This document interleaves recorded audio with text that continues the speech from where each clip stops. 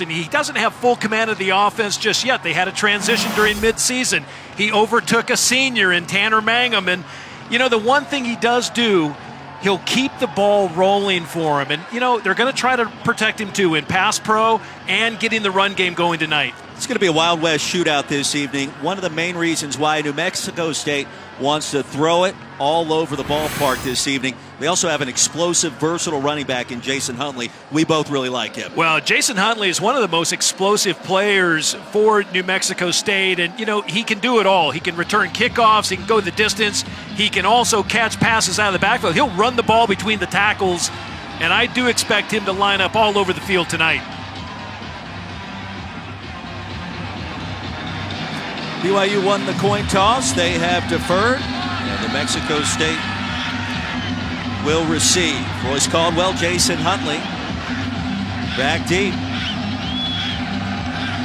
And away we go in Provo. Great to have you with us tonight on what's been another wild day of college football. Jason Huntley will be tripped up crossing the 15. And the Aggies will take over there 1st and 10. Brought down by number 25, Tanner Jacobson. Just past the 15-yard line, we're to be 1st and 10 for the Aggies. So our first look, Tom, at Josh Atkins, a redshirt freshman signal caller who, like his counterpart, Zach Wilson, kind of took over halfway through this year. And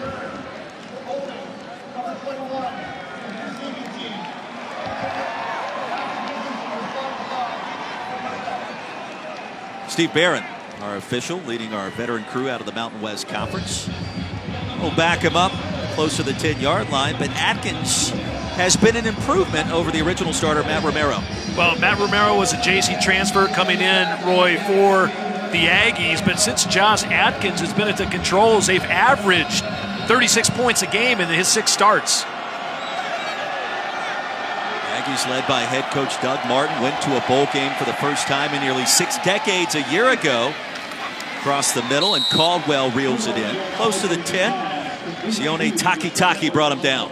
Well, Sione Takitaki, one of the 25 seniors tonight, being honored for BYU. Taking a look at Atkins' numbers on the season, 60% completion rate, 11 touchdowns, only 6 interceptions, and he'll spread it around. After a short gain across the middle, and the pass will be ruled incomplete. So Clark, the intended target. The ruling on the field is an incomplete pass. 3rd down.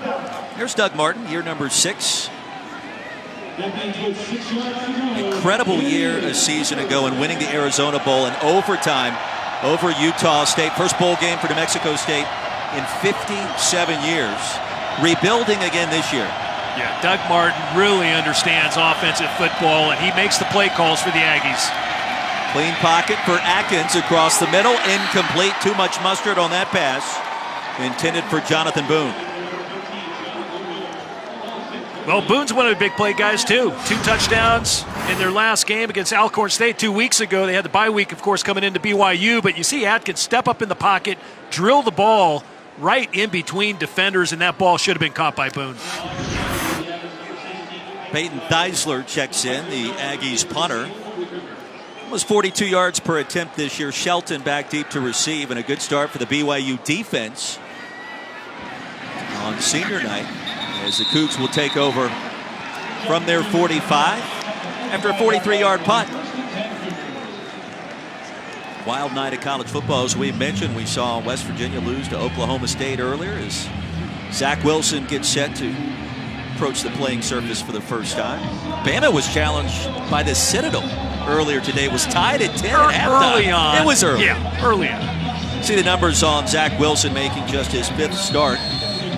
We had BYU earlier this year. You watched him in the walkthrough the day before the game. You were very impressed with his throwing motion. Yeah, and I'm still impressed watching him tonight. Just in warm-ups, he can spin it. Play action on 1st down, slings that one too low. It'll bring up 2nd down and 10. It's Neil Pawu, the intended target. And Roy, think about this. When they made the transition after 6 games, Tanner Mangum started 6, Zach Wilson started the last 4. They had to reconfigure the offense. Zach Wilson really an RPO guy, and what Jeff Grimes, the offensive coordinator, told me tonight in pregame is Yeah, about 70% of their first and downs are RPOs. Aggies bringing pressure off the edge. Wilson buys some time and sends it out of bounds.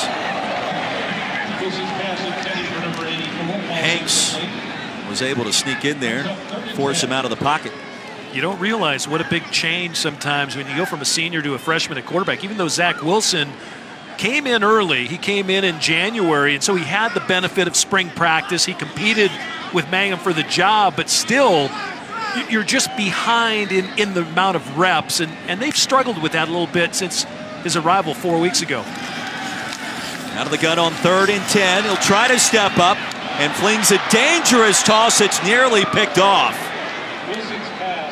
Shamad Lomax probably should have reeled that one in to intercept Zach Wilson. Well, with young quarterbacks, if you can get pressure on them early, which is exactly what New Mexico State did, you can force them into bad throws. And throwing late down the middle is just a recipe for disaster. And boy, Lomax just can't believe he dropped the interception. I've learned so much from you about the quarterback position the last 2 years. If the ball comes out late, you're in trouble. If it comes out late across the middle, forget about it. That's what we saw there from young Mr. Wilson. O.J. Clark waves for the fair catch around the 16. Pair of 3 and outs after the 41-yard punt. Scoreless game in Provo, and there you see fifth-year senior defensive end Corbin Kafusi, who we were informed of right before kickoff would miss the remainder of the season, and a big loss for the former BYU basketball standout and now defensive end who, Tom, we think he's got a bright future at the next level. Oh, he's played so well the last few weeks of this season, and it's a shame that he wasn't able to play tonight because he's a terror coming off the edge. Well, the Kafusi family extremely talented as O.J. Clark dives ahead for a gain of 6. His younger brother, Devin, actually got the start in his place this evening. Isaiah Kafusi, talented linebacker. No relation to Devin or Corbin. 2nd down and 2 for the Aggies, still in search of their first down of the evening.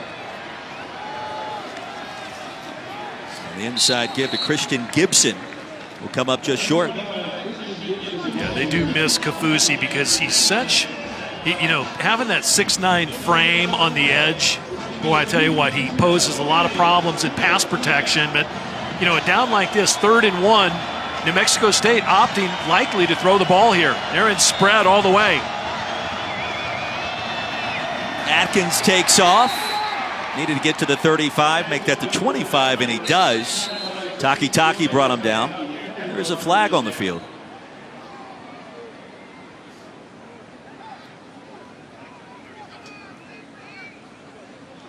Flag came in awfully late, really after the whistle blew. After the play, personal foul, defense, number 11. That 15-yard penalty will be enforced with the end of the run. First down. Austin Lee, the guilty party, started his career at Utah, transferred to BYU after his freshman year. And the redshirt junior out of Sandy, Utah. Will give up 15 yards. Yeah, Austin Lee's been playing well the last couple weeks too. Really, the Boise State game of a few weeks ago, the defense just flying around. Led by Taki, Kafusi, and Austin Lee. Huntley out of the backfield, makes a move, ushered out short of the 45. Anything really surprise you today in college football that maybe could impact the rankings? We mentioned West Virginia losing. Well, besides West Virginia, Ohio State got taken to the mat by Maryland. Maryland, of course, lost that game in double OT. They went for it with 2-point conversion attempt. And Roy, it's interesting. We have a whole game to talk about it, but I like the game with Washington State too tonight, just to see what happens against Arizona. That game over on ESPN. 2nd down for the Aggies. Atkins is able to slide in safely after a 1-yard gain.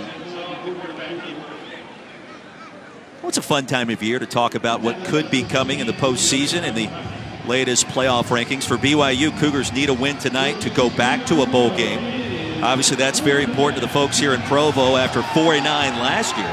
Well, it's really important considering they have at Utah next week, so it's going to be a tough matchup for them in this state. Right now, Atkins over the ball again. 4 wideouts. Pressure off the edge. Atkins will buy some time. Throws the pass low, but it was caught. Let's see where they spot it. Needed to cross midfield, and he's right there at the marker. And they're going to give him the first down. Boy, it's a great job of eluding the pass rush by Josh Atkins, and then to be able to throw an accurate ball in, kind of with people right in his face. Able to get it off and got it to Royce Caldwell. Nice catch by Caldwell. Backs for New Mexico State all have good hands.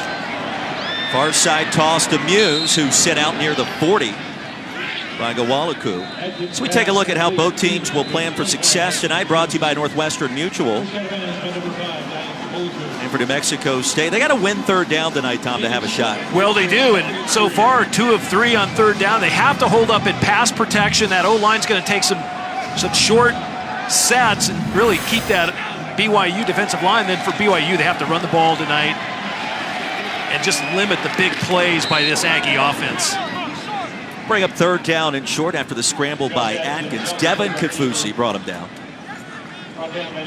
Well, you can tell a Kafusi from a long ways away, can you? They all have the same build and body type. Man, I'm telling you what, Corbin, number 90, he'll be a draft pick. Devin, 6'7", 255, just a freshman, true freshman. And then older brother Bronson with the New York Jets.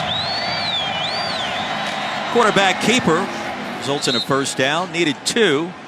And we'll pick up 4, so the drive continues for the Aggies. Well, I can see why Doug Martin likes Josh Atkins so much. You know, he really has a nice command of this offense. He's competitive. He gets the ball out quick. And he just has a good feel. And, you know, when you have a good play caller, as Doug Martin is, it just makes it easier for the quarterback because you kind of know what's coming. You know you're going to get set up nicely. Atkins with all kinds of time, dumps it off. Caldwell makes the grab and scoots out near the 30. New Mexico State coming off a bye week, and Atkins was given additional responsibilities in the play calling department with that extra time to prepare for BYU. And Kalani Sitake told us yesterday, hey, that's a concern for us because we expect a wrinkle or two. Yeah, they play an aggressive air raid type spread offense going against a 4-3, and Coach Tuiaki. On the toss, Christian Gibson will pick up the first down. Coach Tuiaki, the BYU defensive coordinator, they have struggled defensively with lots of injuries, and they had injuries again tonight. Some of their linebacker, Riggs Powell, unable to play, and right there, just a quick little pitch to the back. Gibson with great speed. You just see how much speed this Aggie team possesses. Their first time out of the half. 30-second timeout. Correction, timeout. Timeout on the field as we step aside. New Mexico State on the move here in Provo. Scoreless game back inside Lavelle Edwards Stadium. BYU New Mexico State. Chilly night in Provo. Snow's on the way next week, but tonight we should be A-OK. But temperatures plummeting into the upper 30s as we go through the night. Tom Ramsey, Roy Philpott, and Josh Atkins in the red zone for the first time, as are his Aggies. I thought the snow was coming in today when we were climbing the Wasatch Mountain Range there, Phil. We did hike the Y. That was a lot of fun. Clark motions out. Time for Atkins, who surveys. Sails that pass out of bounds. Smart play by Atkins that time. Not taking a sack, not throwing it wildly late down the middle. Throws it out of bounds to the far side. And, you know, that's just smart football there. Red zone scoring, 82% on the year. And again, they want to come away with 6 here. Brad Martin telling us this week his future is so bright. Atkins floats it to the end zone. Back corner. Touchdown. Drew Dan reeled it in.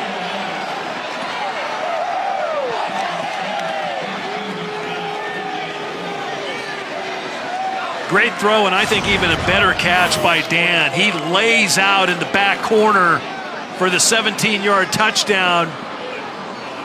Watch in the back of the end zone. They run a little wheel route, Roy, and that is a spectacular catch. Gets one knee in bounds, slides out, takes out our cameraman. Hope he's okay. But the timing of which Atkins threw the ball, got the ball up and out, just fantastic. That's as good a camera work as you can get. You're in the play.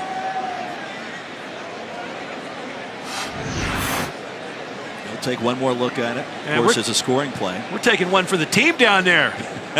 Good work, guys.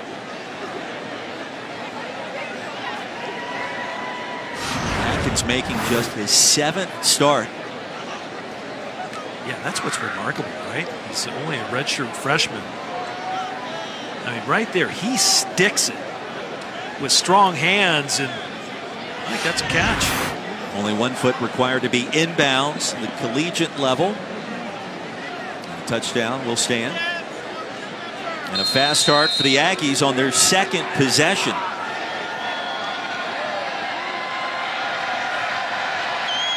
Dylan Brown on for the point after try. And he bangs it through. 9:18 remaining here in our first quarter, and the Aggies on the road looking for their 4th win of the season. Off to a good start, and Atkins in just his 7th start. 7 of 10 through the air and already a scoring strike. Well, that's a nice drive. 13 plays, 85 yards, 4:27 off the clock, and really executed to perfection by way of the game plan. Exactly what Doug Martin wanted to get out of his offensive unit, which was convert on 3rd down, protect well in pass pro, a lot of short sets, ball comes out quick, and then they got playmakers all over the field. When you flip the film on, I mean, they got guys running crossers, they got guys running down the field, and I mean, it is impressive. But the quarterback also has outlets, Roy, and that's what's important in terms of selection of receivers for the quarterback, is you always have an outlet. Tanner Jacobson, Matt Hadley back deep to receive this kickoff.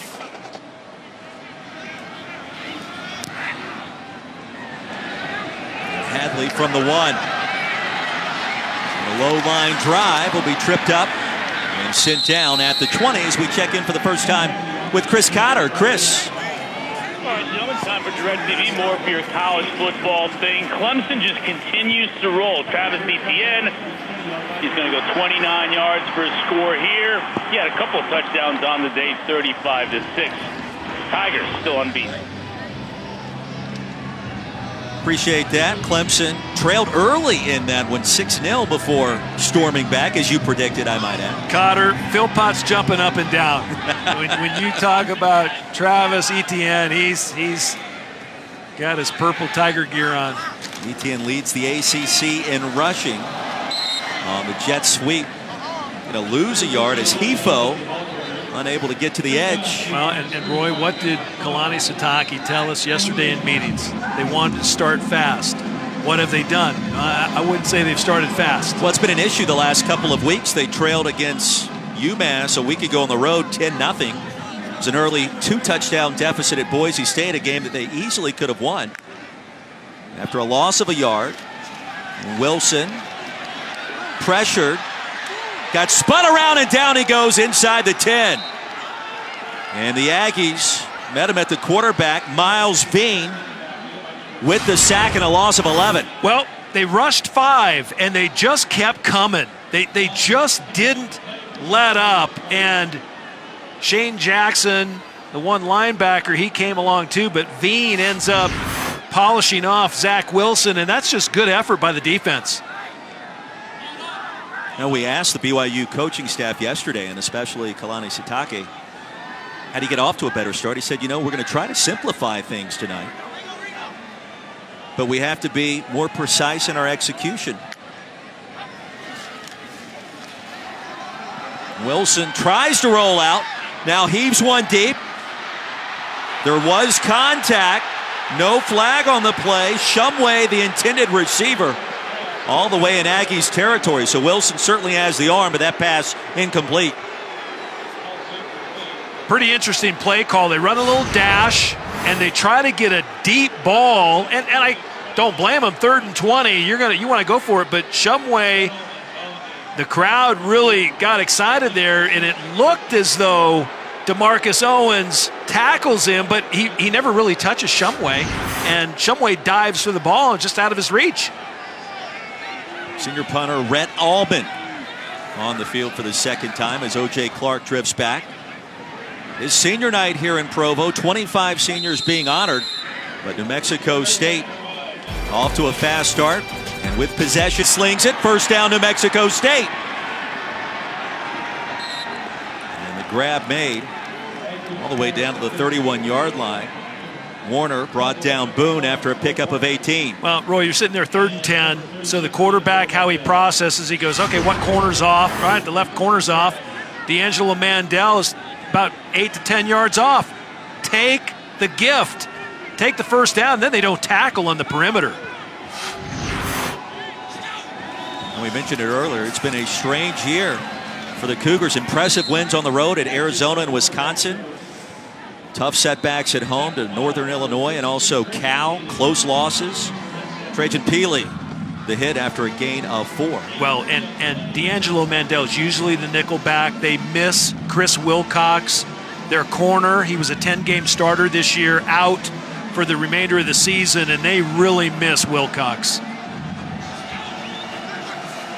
Gibson in the backfield, rolls out. Atkins, dangerous pass. And nearly picked off by Troy Warner. Bobbled it as he crashed down to the turf. And Sione Takitaki getting to the quarterback in a hurry that time, Tom. Takitaki applying the pressure, and Atkins forced into a bad throw. Almost a desperation throw. Watch Takitaki coming from that Mike linebacker, number 16, right up the A-gap, blows by the center and just forces Atkins into the bad throw. 14 stops a week ago at UMass for Takitaki, across the middle and incomplete. It'll bring up 4th down. O.J. Clark, the receiver, on a pass that had a lot of zest to it. Well, they couldn't take advantage of really premium field position that time, and that was going to hurt a little bit. However, you get a shot at 3 points here. Dylan Brown does have a 49-yard field goal this year. This one from 47. 9 of 12 on the season. Got underneath that one. That's going to be well short. Well, the golfing analogy would be he hit it fat. And that one about 10 yards short of the crossbar. So the BYU defense holds. Still 7-0 Aggies. This season, Taco Bell is celebrating student sections and passionate fans like those here at BYU with their mascot Cosmo the Cougar. Wearing the best student section of the year. Go to ESPN.com/Taco Bell. See if your team made this week's rankings and to see how your school can compete. Those students got the double dip. BYU had a men's basketball game right before this football game. Opini Katoa checks in, gets the handoff, and he'll pick up 3 yards on first down. Well, BYU looking for a spark here early in this one, trailing 7-0. Well, they're looking for any kind of spark, too. I like Katoa. He was been a hard runner all year long. He started 2 games, and they've really had kind of a by committee at running back this year. Squally Canada, another player who started the season and who is out tonight. On second down, pressure from the edge, no penalty.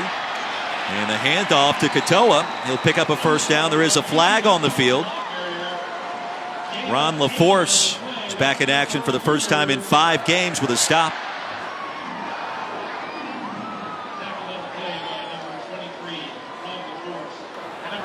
Offside.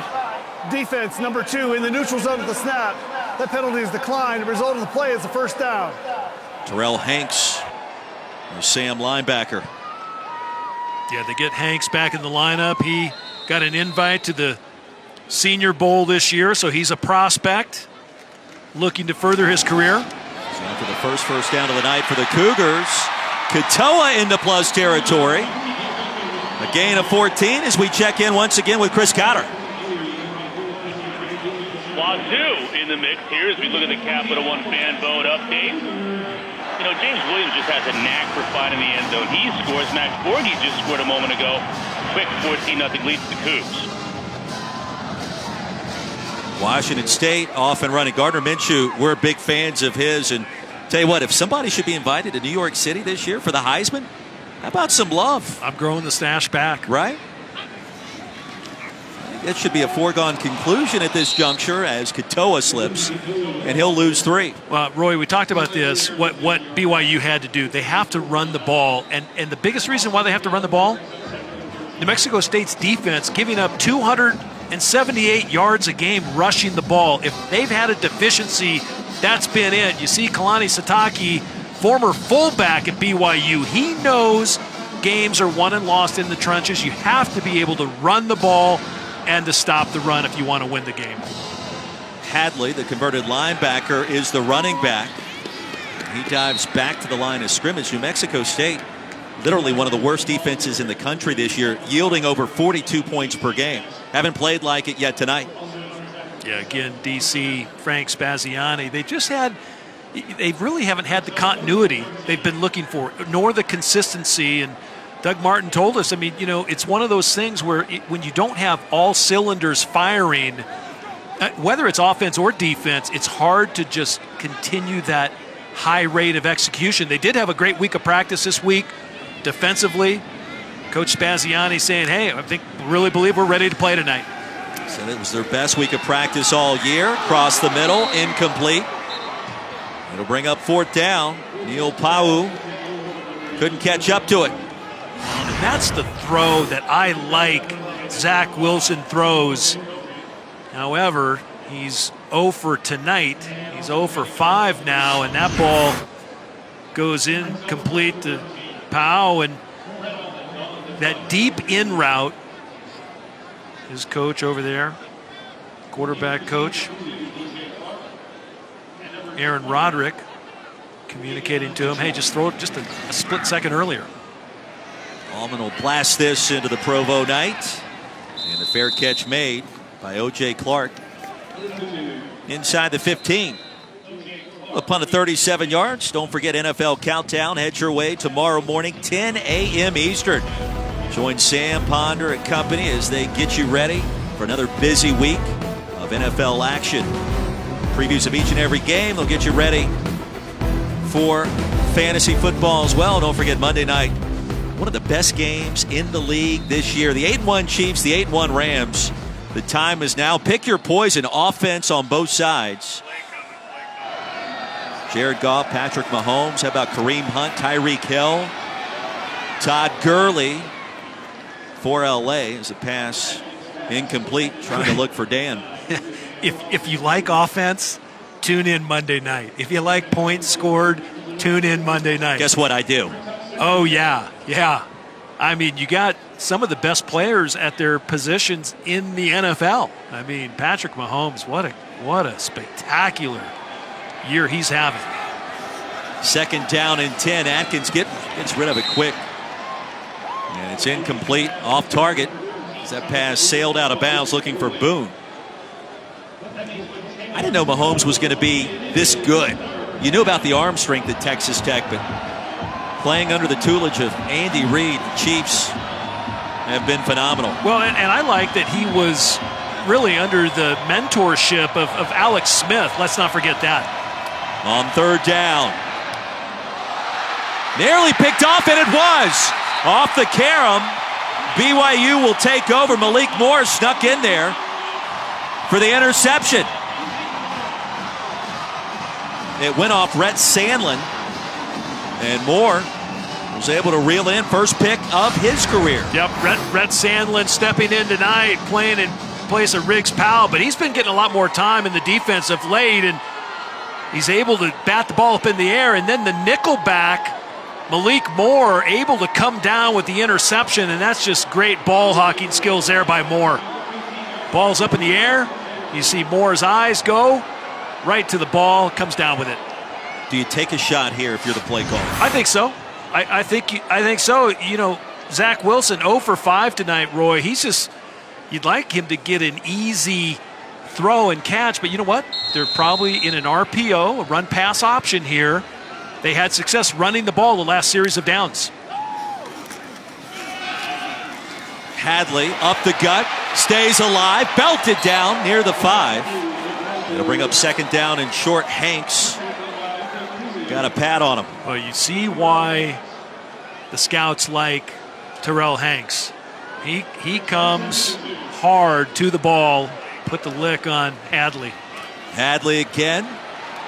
Off the right side, it'll be first and goal for BYU. Roy Lopez finally brought him down. The Cougars in desperate need of a spark tonight. They finally got one.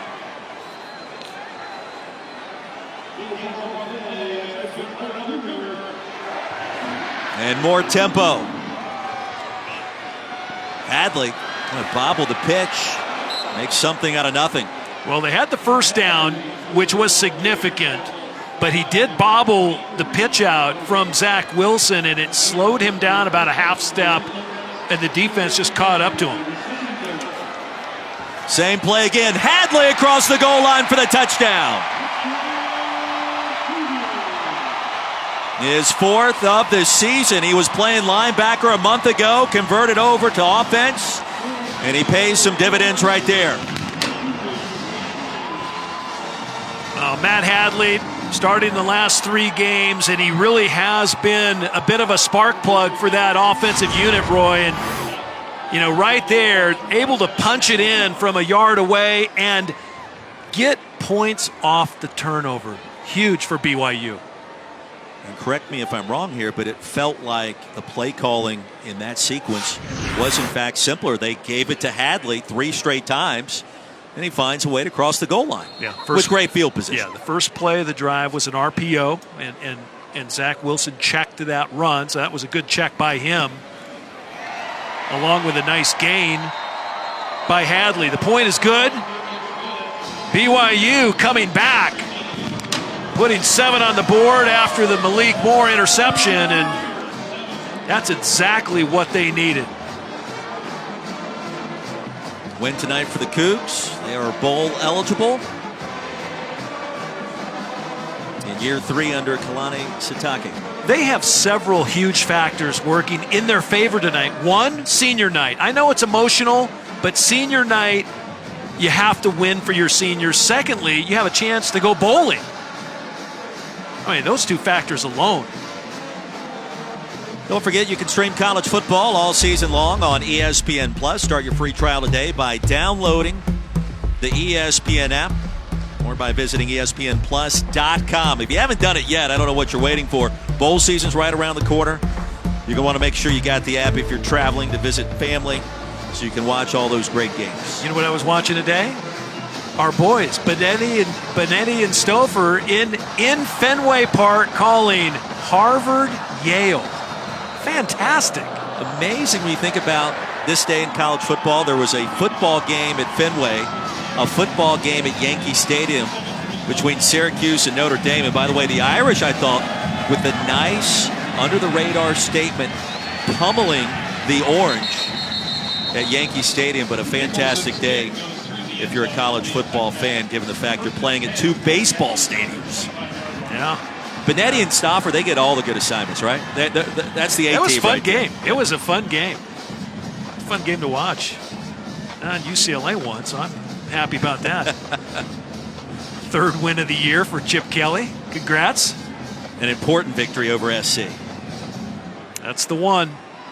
Well, after a fast start by Josh Atkins, he started 6 for his first 8 through the air. He's 2 for his last 10, including that last interception. We'll hand it off this time to Jason Huntley with a burst of speed. And a shoestring tackle in the backfield. Michael Shelton, a 5th-year senior quarterback. The nice stop. Yeah, Shelton, that is an awfully nice play out of Raleigh, North Carolina. The 5th-year senior coming from the edge.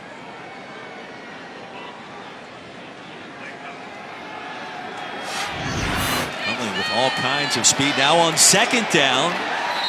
Boone quickly wrapped up at the 30. That was Shelton again.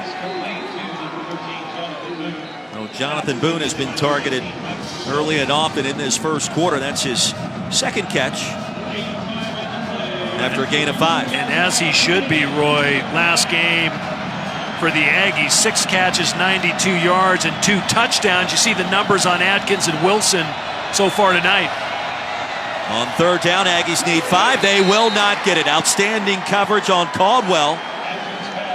Check that, O.J. Clark. And the punt team will trot on the field for the Aggies. It's Tanner Jacobson had him blanketed.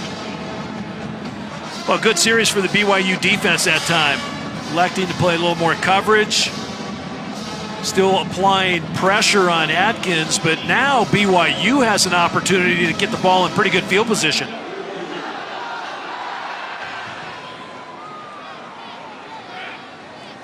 Shelton drops back. Receive this Theisler punt. Heavy pressure. It'll take an Aggies bounce. And roll out near the 11.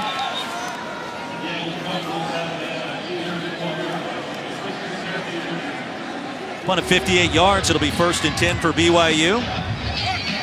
The tie ball game, 107 remaining here in the first. We mentioned it earlier. The 57-year bowl drought came to an end a year ago as New Mexico State took out Utah State. Tyler Rogers connecting with Jaleel Scott for an 11-yard score to tie it at 20. And after a missed field goal by Utah State, it was Larry Rose III running in for the touchdown as the Aggies won at 26-20 in OT.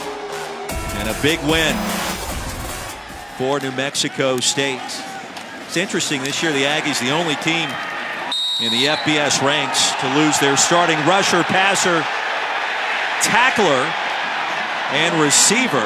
So they've been rebuilding. The late flag on the field should result in 15 more yards as Ron LaForce was a bit late. Yeah, it is interesting to lose all of those elements of your offense and defense. And there's 7 teams that lost 3 of their 4 statistical leaders. You just see too much activity. The roughing kind of off the top turnbuckle punch to the head, that doesn't work well. That's always a flag. Play, personal foul, late hit out of bounds. Defense number 23. That 15-yard penalty will be enforced from the end of the run. Automatic first down. Now LaForce has missed the last 4 ball games. Now healthy tonight. This is not what you want to see if you're Doug Martin, the head coach for the Aggies. No, and I think Hanks is the one. They got the wrong guy. Hanks was the one that went after it and gave the punch.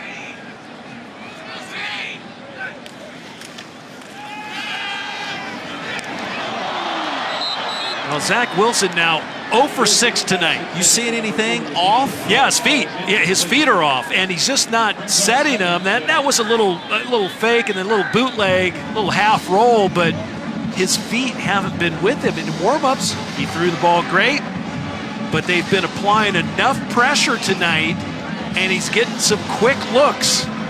The Aggies for New Mexico State are fast. I don't know if he's used to the speed. Showing a 3-man front, pressure off the edge. Micah Simon, a team captain, falls forward. It'll bring up 3rd down and short. You know, we talked a lot with Zach Wilson this week.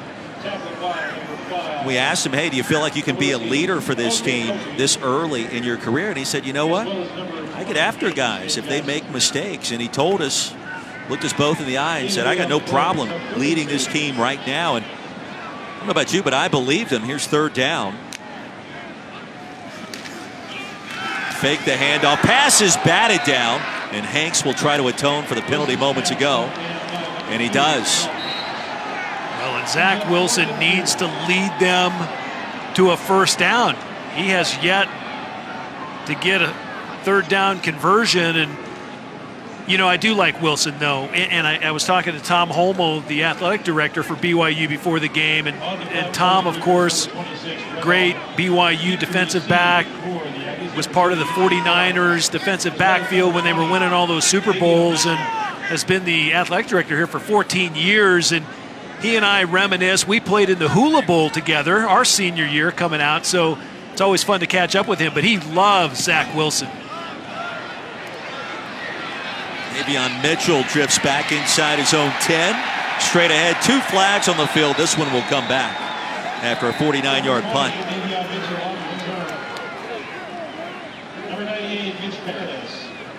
Well, a busy night already for this veteran officiating crew out of the Mountain West, as Steve Barron will tell us about the infraction once more.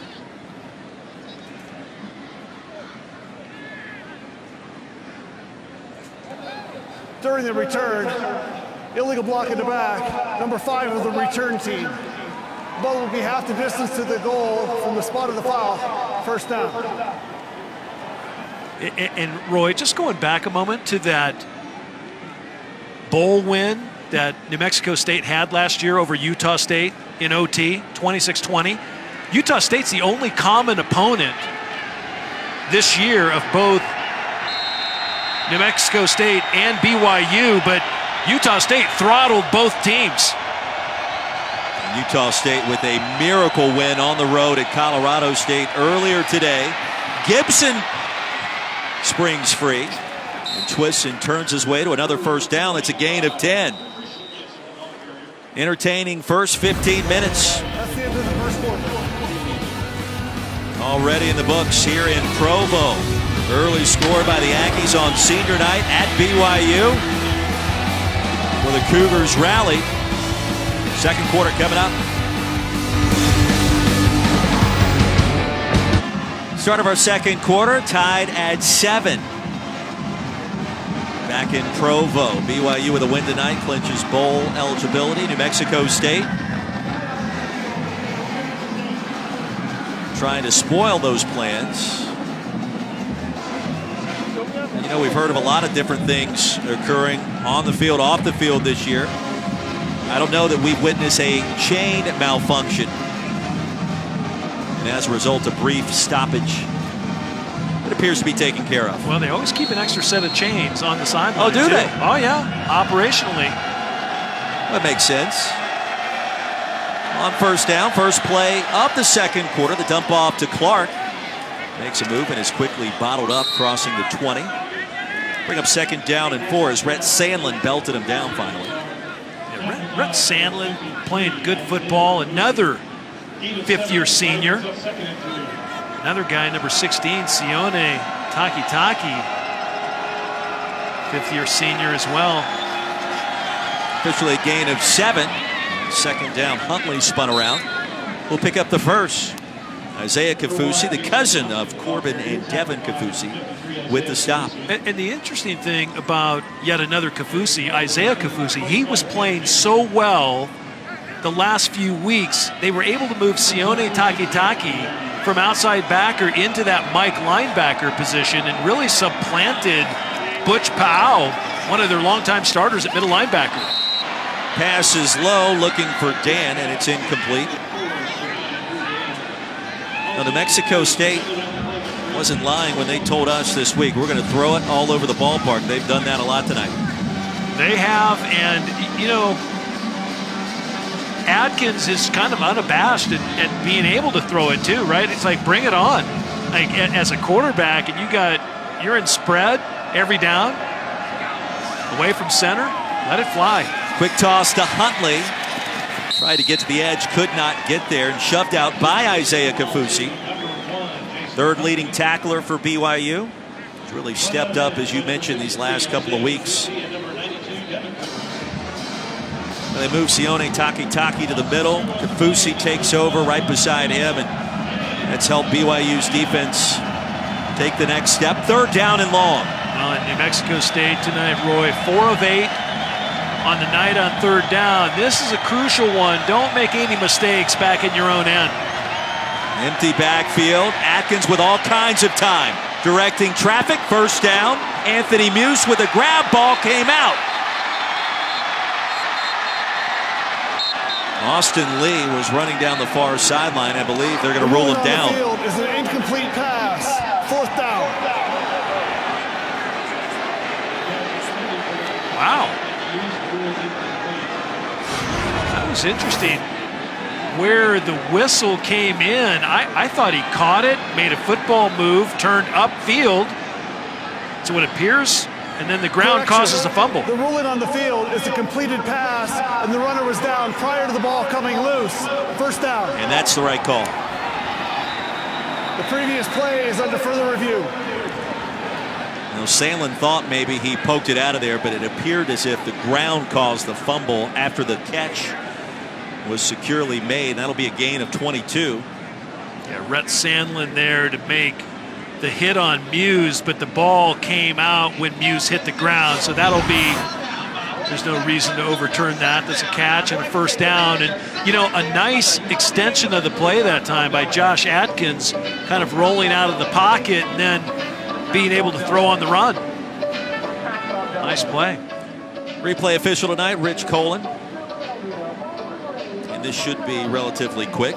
Video evidence has to be indisputable. If you're watching this broadcast tonight, you know that. And you'll know that our trusted colleague, Tom Ramsey, got the call right.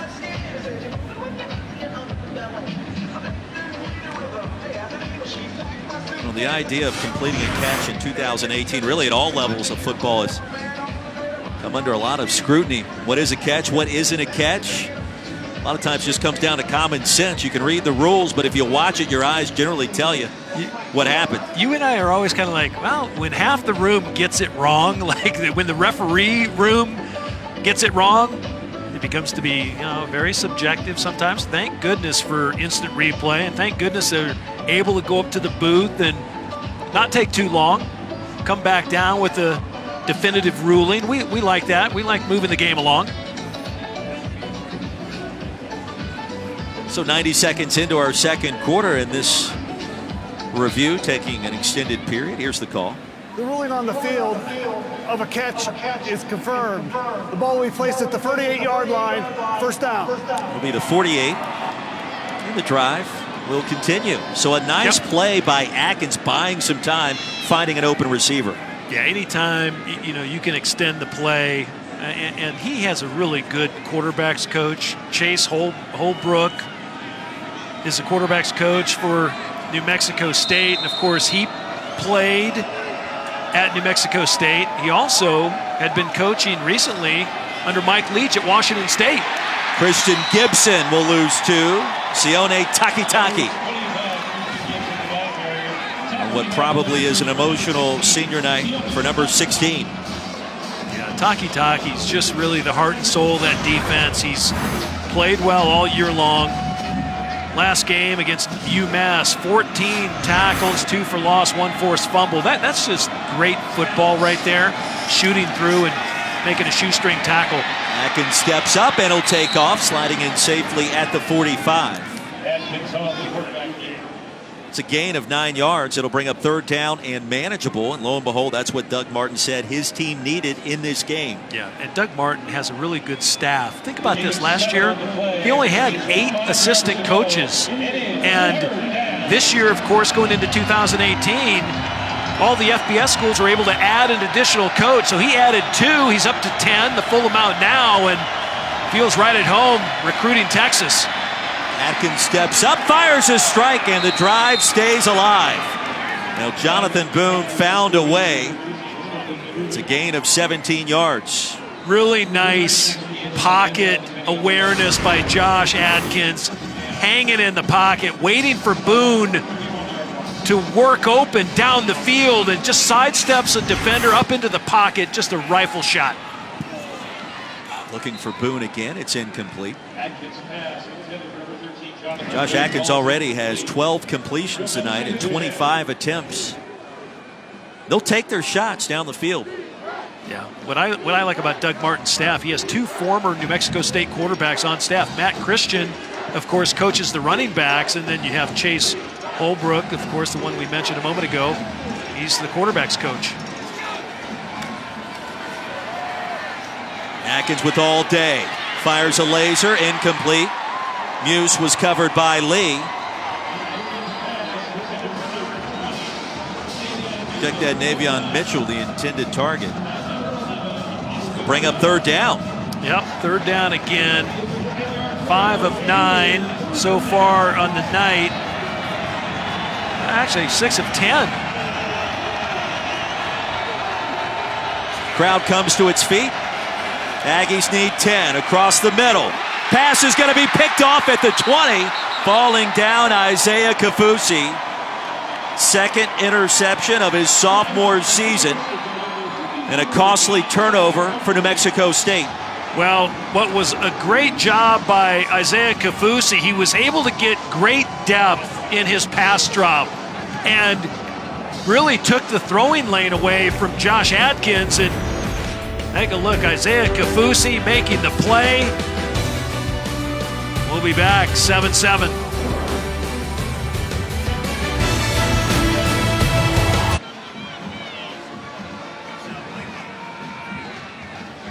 Aggies have outgained BYU 163-42, but 2 interceptions, the difference so far.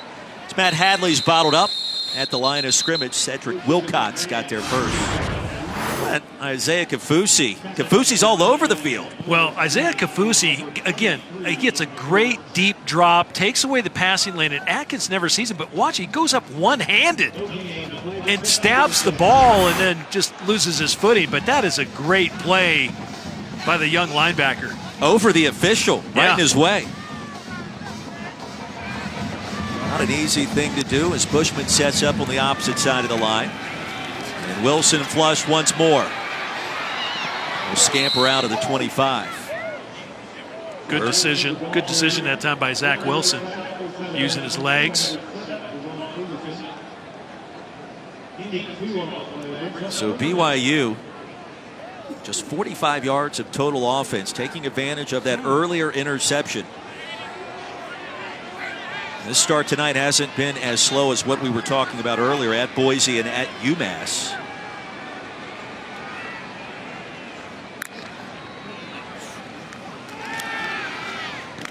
And first down, drive stays alive. Dallin Holker, the tight end, brought down by Terrell Hanks.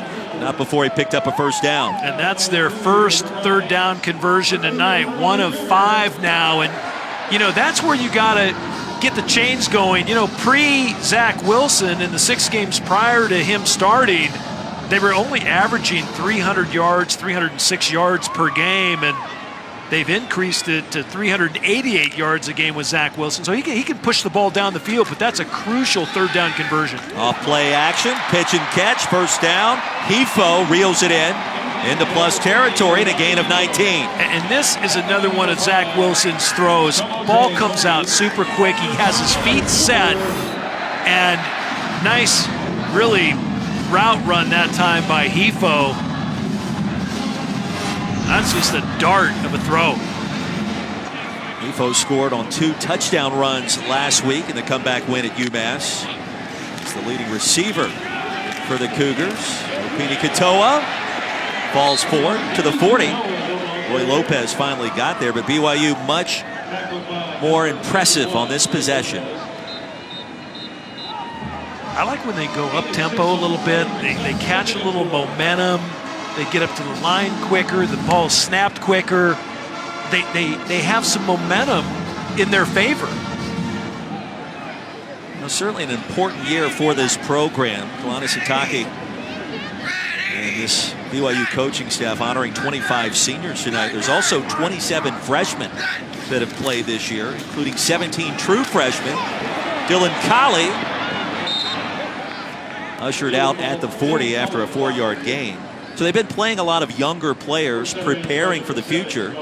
You do that this season, you go to a bowl game this year, that's going to help you on down the line. Well, Roy, you know how I favor the teams that get to the bowls and get into the bowl season, get an extra, 20, 25 days of practice. And they're just, when you have a young team, that becomes almost a requirement, because that is just crucial time to teach and to learn and to get better. Hadley got to the edge, picked up the first down, and then some. There goes Matt Hadley to the end zone for a touchdown.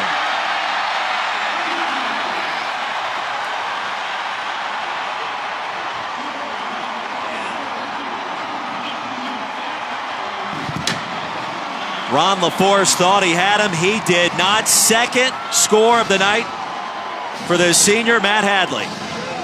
Matt Hadley had a touchdown run a week ago against UMass. He just keeps his legs going here, never gets up, eludes a lot of tacklers, runs between like 5 or 6 players, and you know what? No one finished on the defensive side for New Mexico State. No one really went after Hadley to take him down.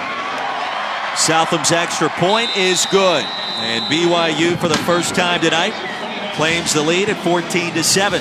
Well, and Roy, that's 14 points off 2 turnovers from New Mexico State, 2 interceptions. Malik Moore, Isaiah Kafusi with the turnovers, and then Chase Hadley putting the exclamation point on it for BYU.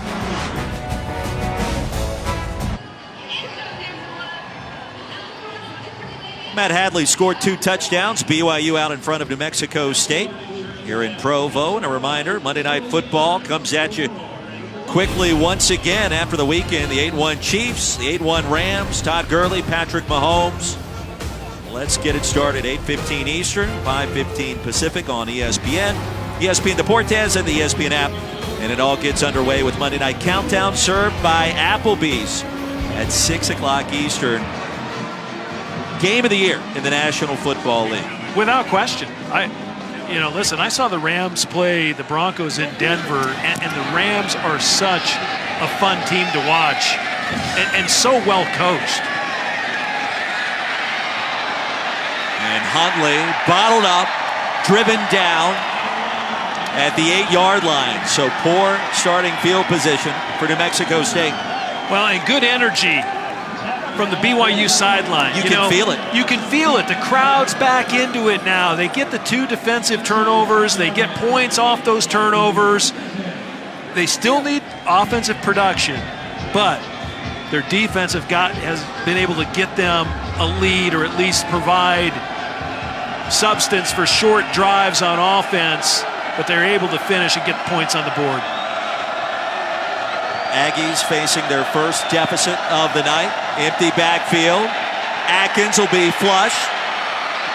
And we'll pick up a couple as he slides in safely at the 12. A gain of 4 yards. Keenan Ellis, Isaiah Kafusi got there in time. Nice play by Atkins, just getting out from his own goal line. There wasn't a lot downfield. That was good coverage by BYU. Huntley will flank Atkins in the backfield and get the handoff. A nifty cut as he crosses the 15. It'll bring up 3rd down and a long 2. There's some players slipping a little bit tonight. There was some precipitation earlier tonight. We thought we might even get a little snow today. Now it snowed in the next state over in Colorado, but short, manageable 3rd down facing the Aggies. It snowed up in Laramie earlier tonight as well. A Wyoming Air Force contest on 3rd down. Quick toss. It all depends on the spot. And it's going to be close as O.J. Clark was brought down by Gowoliku. His forward progress took him almost to the necessary yardage for the sticks. And it's going to be 4th. You got to punt it away. Peyton Theisler back on the field. Shelton back deep to receive, and Atkins in search of answers. Sure, he's a little bit disbelieved because his man had a little bit of cushion. He did. Yeah, when he got the ball out to him, and then all of a sudden they just shut the door.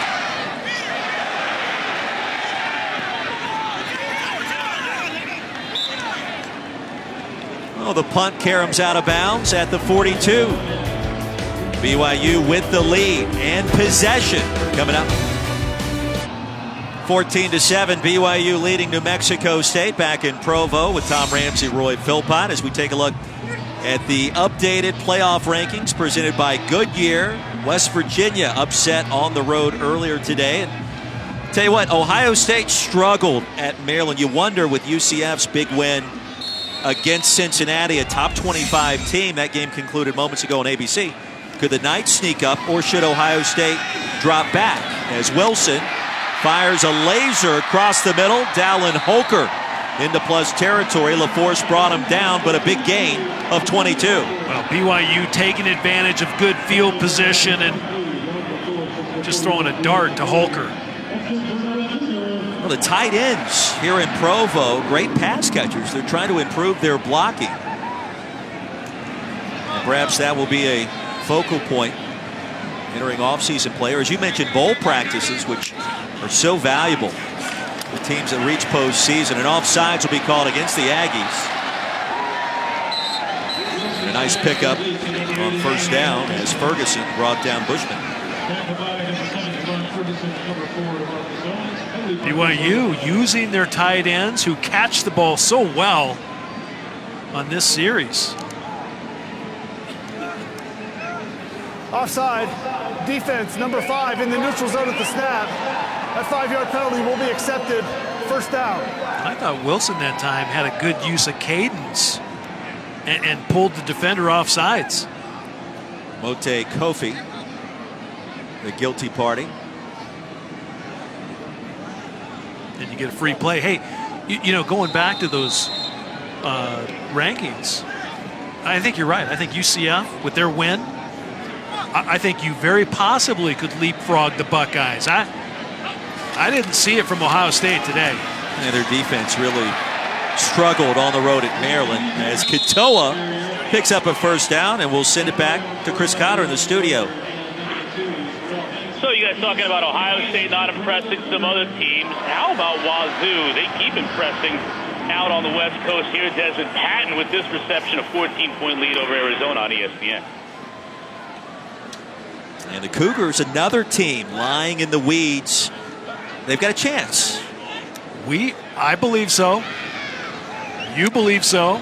We've thought that now for 4 to 5 weeks. Floated to the end zone, incomplete. Try to thread the needle as Holker unable to come up with it. Lomax in coverage. Now, Washington State, one of those teams that better than you think defensively. And of course, you know what you're going to get. Gardner Minshew in the passing attack. It's the best in the nation this year. Again, this is not the CFP. This is Tom's CFP. And you know, I still like Notre Dame. I think they've been impressive week after week after week. Clemson's, hey, listen, they're good. I just don't see them being challenged as yet. Michigan, they had a handful with Indiana today, and then Washington State is still my 6th over Georgia. I believe it. I'm going to give you one data point that would support Notre Dame above Clemson, and that was their crushing win against Syracuse today, where Syracuse nearly upset the Tigers on the road last month. The committee will look at that. I don't know that that's enough to move the Irish above them. And honestly, I don't know that it matters that much anyways. Win 2, battles 3 in a semifinal. A lot of people have penciled that matchup in potentially in the Orange Bowl. Well, and last week was the first time ever that the CFP top 10 did not change. And Roy, I think it has to change weekly because the month of November, so many things are happening. A shovel pass to Bushman. Gets to the edge, punishing hit. Sent out near the first down marker by DeMarcus Owens. So the tight ends being featured, both Dallin Holker and Matt Bushman on this drive. You know what's interesting about Bushman? He had a catch in the very first game against Arizona. A beautiful catch. Using tempo, Katoa to the end zone for the touchdown.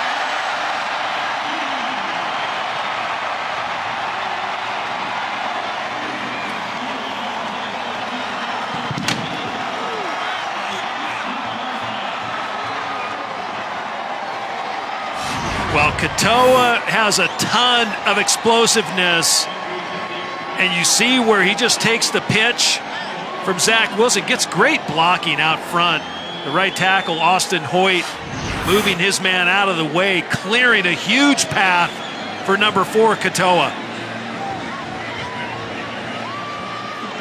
Skylar Southamon for the extra point, the freshman. Only missed 1 PAT all year. And BYU now with 21 unanswered. And it's a 2-touchdown lead, under 5 to play in our first half. Matt Hadley has scored twice. Lopini Katoa, 5th touchdown of the season for the redshirt freshman.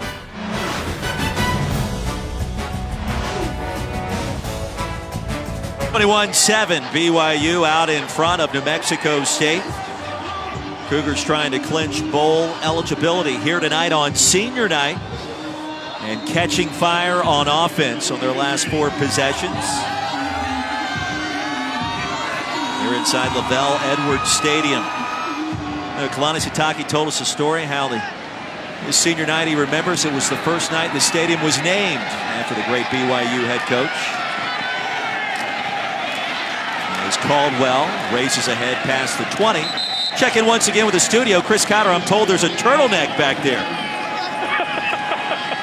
There is, yeah. Join us at the half, and you'll see which one's wearing the turtleneck. Take a guess. You think it's Jim Moore or Emmanuel Acho? I'll leave that up to you. We've got all kinds of stuff coming up. We'll update you on Wazoo. We've got no huddle, rapid fire highlights. And someone's giving a game ball to a guy named Cornelius. It's the holiday season. Not UConn Cornelius. Another dude named Cornelius who had 6 touchdowns today. Tune in to half to see. Great stuff, my friend, back here in Provo. I can't wear the turtleneck. I don't know. It's like 1993 or something. I just can't pull it off. As Atkins fires that pass out of bounds, looking for Huntley. Can you wear the turtleneck? You probably could. You could pull off the mustache and the turtleneck combo. Not the full turtleneck. No, I kind of like the mock. Yeah, the mock kind of guy. Okay. You could pull off a mock, Phil. You'd be all right. Our on-site producer Jerome Ingram telling me that I could. Maybe so. 2nd down and 10. Aggies need a score on this possession. Momentum clearly now with BYU here at home. Atkins wants to go deep. Boom! Laid out for it and could not bring it in. Well, the amazing thing when you're a passing offense and a quick strike offense like New Mexico State, who's been putting up a lot of points, it doesn't take long to recapture the momentum. That's a matter of inches right there, missing Boone. 3rd down. The biggest play for the Aggies here in this first half. Want to keep that defense on the sideline. Atkins, down he goes at the 16. Trajan Peely got there. It'll be a loss of 6, and the punt team back on the field for the Aggies. Well, and Roy, if they don't sack Josh Atkins, he either runs for the first down or he has the crosser coming his way. They get home rushing 4. Taki off the edge, and then Peely there to get him down. But boy, I tell you what, that's dicey because you have a guy coming across. He would have been right in Atkins' face, and easy throw catch. Pressure on the punter, Theisler. He'll get a kind hop. Whistle dead at the 39 after a 43-yard punt. So a couple of interceptions by this BYU defense, and the Cougars in prime position to really seize control right before halftime. Well, they're going to get the ball in really good field position once again, and they were able to capitalize on good field position the last drive with the Katoa touchdown, and they've had good production out of that running back position tonight. Matt Hadley with 2 touchdowns, and of course Katoa with 1, and the rush average is the difference maker there. They just haven't been that productive rushing the ball. Came in tonight 101st in the country with 140 yards per game. Up the middle goes Riley Burt, tripped up at midfield. It's a gain of 10 and a first down. Leon McQuaker able to bring him down finally. McQuaker, what a great name for a linebacker. He was also the defensive MVP of their Arizona Bowl victory last year over Utah State. McQuaker, gotta like that. Now in Aggie territory, approaching 3 to play in the first half. Bird again, punishing run ahead to the 41. It's a gain of 8 on first down.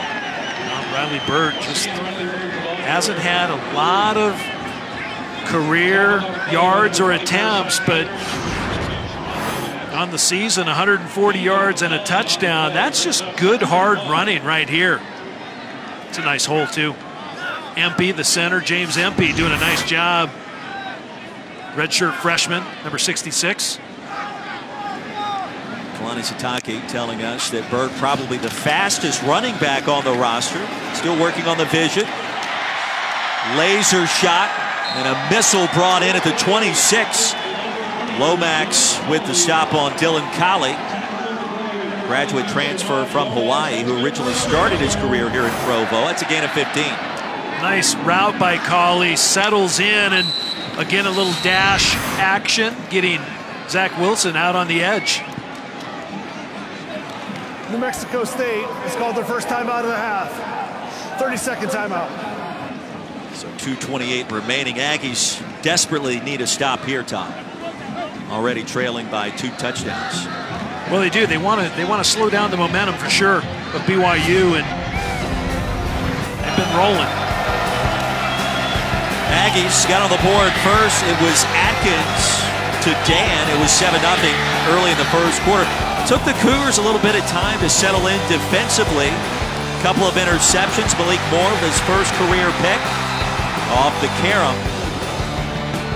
And then the Cougars finally able to cash in the second quarter. First of 2 touchdowns by Hadley. Would make it 14-7. And after another pick, Isaiah Kafusi to stab that one right out of the air. That's a brilliant play. And then BYU cashing in moments later. Hadley again from 40 yards out. Wasn't a fast start that Kalani Sitake wanted, but getting the job done so far in the second quarter.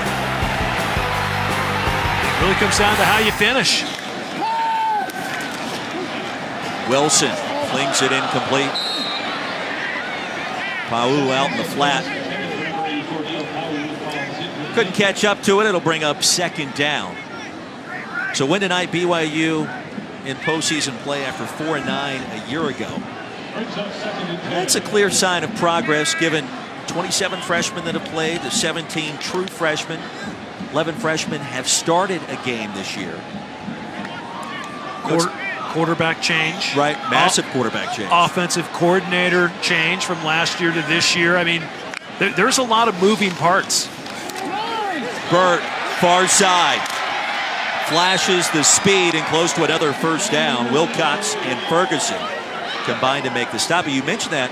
You bring in a different quarterback than Tanner Mangum, it's going to change your offensive philosophy a little bit, right?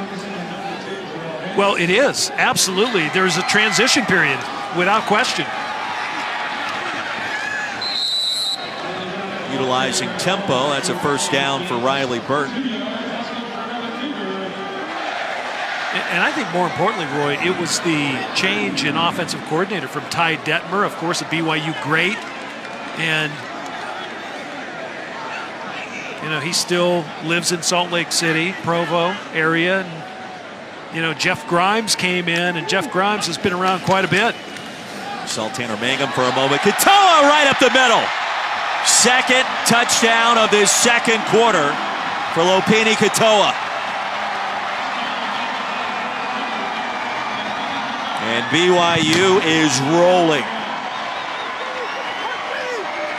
And that's a great job by the BYU offensive line to spring Katoa. And again, the center, James Empey, with one of the key blocks and just an inside zone. Katoa with 2 touchdowns now to go along with Matt Hadley's 2 touchdowns.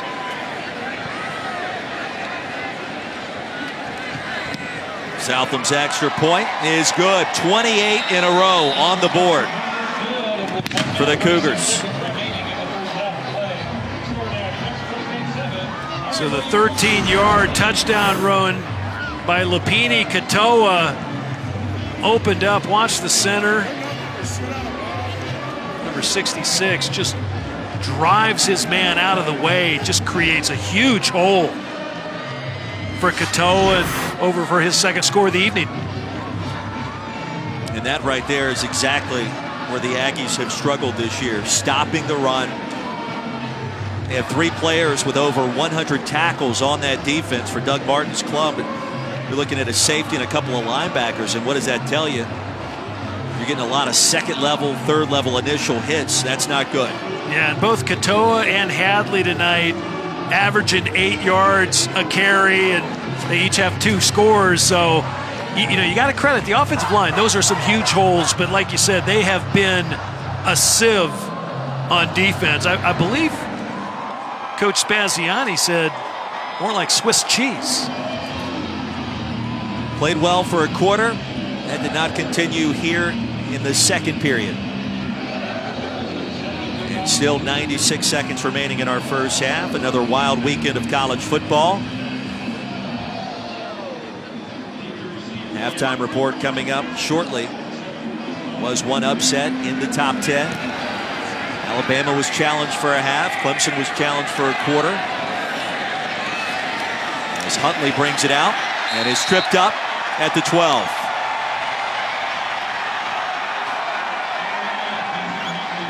Now Micah Simon, his second special teams tackle tonight. And for the team captain, you love to see that kind of productivity.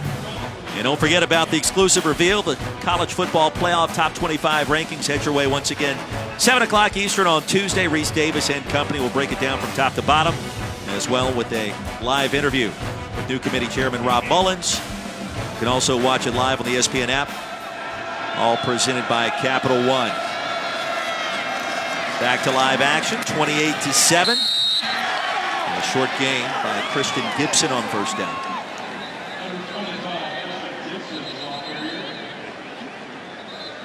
Well, again, BYU catching wind in their sails with a lot of momentum here in the first half. And they're not done yet.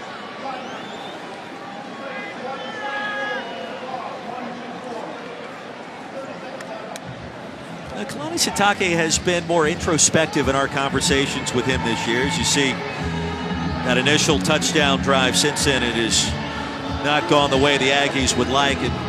We've asked him a lot of questions. We talked about tonight being senior night. Would you be emotional? He said, yeah, we will be, but it's all about winning this game. And we're not going to do anybody any favors. We got to be comfortably ahead to get some of these seniors that have played a lot of football here back on the field again. And he said, we're just focused on one play, one snap. It sounds like coach speak, but one game at a time. We can't look ahead to anything outside of New Mexico State. I found that interesting. It was. As soon as I heard word tonight of Corbin Kafusi not playing, I went over to Kalani Sitake. I said, well, who's going to start? He goes, well, his young brother, Devin. I said, well, another true freshman. He said, yeah. I said, I'm going to call you Gramps. He's like the grandpa, right? I mean, he's got all these young freshmen playing all over the place. And, it's a blessing and a curse at the same time, Roy, because you have a lot of young players in your program. You want to win now. You don't want to win next year. You want to win now. And Kalani Sitake's a very competitive player, or was as a player, and is as a coach. And, when you have all those different combinations, you have to cultivate that confidence and trust amongst those young players.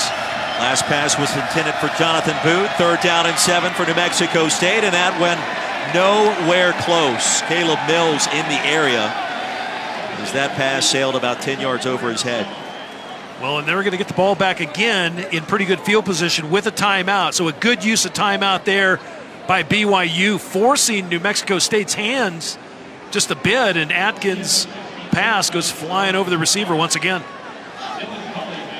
Peyton Theisler will punt this one away. And the senior, Dylan Colley, back deep. 1:12 remaining here in our first half in Provo. On the fly, Colley. Dangerous grab, brought down at the 41 after a punt of just 30 yards. So to your point, beautiful clock management, and now an opportunity for more points. Well, and the best thing I like what Dylan Colley did, he caught the ball and he didn't let it hit the ground. And that, when a punt returner does that, and the great ones do that. They don't let the ball hit the ground. They charge up. It was not a fair catch, and I mean he made a great play right there before half. Tim O'Donnell brought him down. And the BYU backs, 8 yards per pop. It's been a good night. Well, it has. Considering their leading rusher on the season, Squally Canada, 412 yards. Roy, it just seems like as a BYU back, that's your leading rusher, and that's the number. Pressure. Wilson Fires it incomplete under heavy pressure. Well, you mentioned Squally Canada. The majority of that production coming way back in week 1. That road win at Arizona. He scored 3 touchdowns. He's injured tonight. They do expect him back, hopefully, maybe next week for Utah or possibly for a bowl game. Yeah, he had over a quarter of his yards this year in that game. I believe he had over 120 yards in that game. BYU was one of the big talks of week 1. Across the middle, Micah Simon is hit hard for no gain by Terrell Hanks. Hanks is a special player. He's played well tonight. I was going to say, too, you just think back to this season. The ups and downs, it really has been one of the more unusual campaigns for any team in college football. Beat a top 10 Wisconsin team on the road. It's their first loss of the season. Badgers really were never the same after that. Wilson to the tight end, Bushman, tripped up inside the 15. And a beautiful pass to number 89. Now Bushman, a freshman All-American a year ago. And they're looking to clock the ball here. Save the timeout. Nice play by Zach Wilson, and that was a nice, really a nice play on the ball by Bushman. Really great body control there, turning and catching the ball. And again, Zach Wilson putting the ball in a spot where his receivers can catch it. No, he certainly has turned around his first half. Wilson, 8 of 18 through the air for $114. Yeah, considering he was 1 of 8 starting, he has come on. After saving the timeout, 2nd down and 10. Wilson with time towards the end zone and incomplete. Alan Holker has been one of his favorite targets tonight. Holker becomes a little bit of a matchup problem, of course, being a tight end and lining up on the outside as a wideout. He's just a freshman, too, we should point out. Yes, he is. Yeah, a lot of promising players, freshmen and redshirt freshmen. Wilson, Hadley.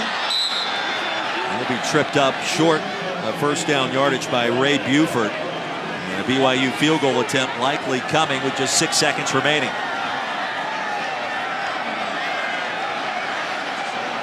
Well, 4th down, you know, I'd take the points here. I would kick the field goal, jog in, feel pretty confident about what you accomplished in the first half, but they're going to try for it here. You know, the crowd wanted Kalani Sitake to go for it. He's been thinking about it. Let's see if they end up calling a timeout to think a little longer. And that's what they'll do. Yep. Well, they might, line up, see what New Mexico State gives you. If you get the matchup you like, you take it.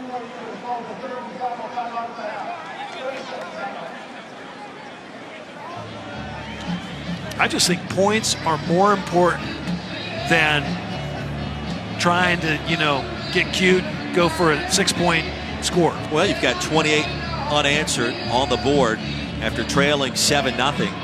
3 more makes it 31-7. You got all the mojo on your side going into the break. I'm with you. And Kalani Sitake pointing out this week, hey, our guys are getting better. We asked him, where do you see the most progress? He mentioned the youth on both sides of the football. They'll lose some guys defensively, Corbin Kafusi. He also pointed out, hey, we lost to some teams a year ago we shouldn't have. We've beaten a lot of teams this year that a year ago we probably would have lost to. And we had a lot of close losses too. NIU 7-6, Cal by 3. So he goes, I'm not going to blow things up just because we didn't make one more play in a couple of those games. Well, and they had a chance at Boise State, too. Another 1-score game. That was as close as you can get. Came down to the wire. And Zach Wilson had a chance to throw it into the end zone as time expired. Could not do it. This will be a 23-yard field goal attempt for Skylar Southern. And the Cougars will add 3 more to the ledger to make it 31-7 on the final play of the first half. Good game. Well, it was a slow start, but almost 300 yards of total offense on the board for the Cougars. And Kalani Sitake has to be pleased.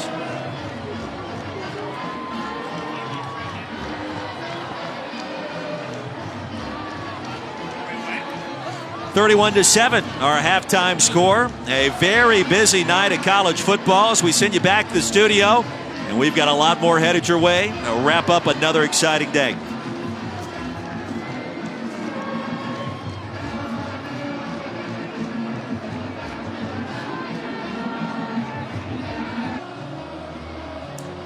College football prime time presented by Geico.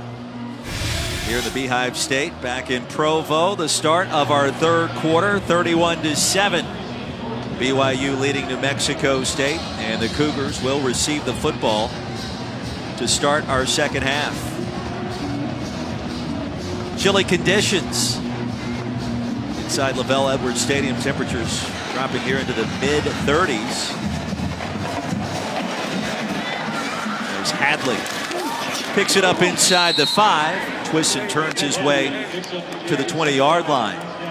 So BYU will take over 1st and 10 there. Tom Ramsey, Roy Philpott. Great to have you with us as always. It took a little bit of time tonight for the Cougars, but they finally got the ground game going. Lopini Katoa, impressive. Matt Hadley as well. Well, they wanted to get a fast start. They did not get that, but they did finish the first half well with a field goal and 31 points. And, you know, I thought the BYU defense did a good job creating some turnovers. BYU's offense got the points off turnovers, and you know, really they gave the young quarterback something to work with. And Zach Wilson, even though he started very slow, he came on in the first half.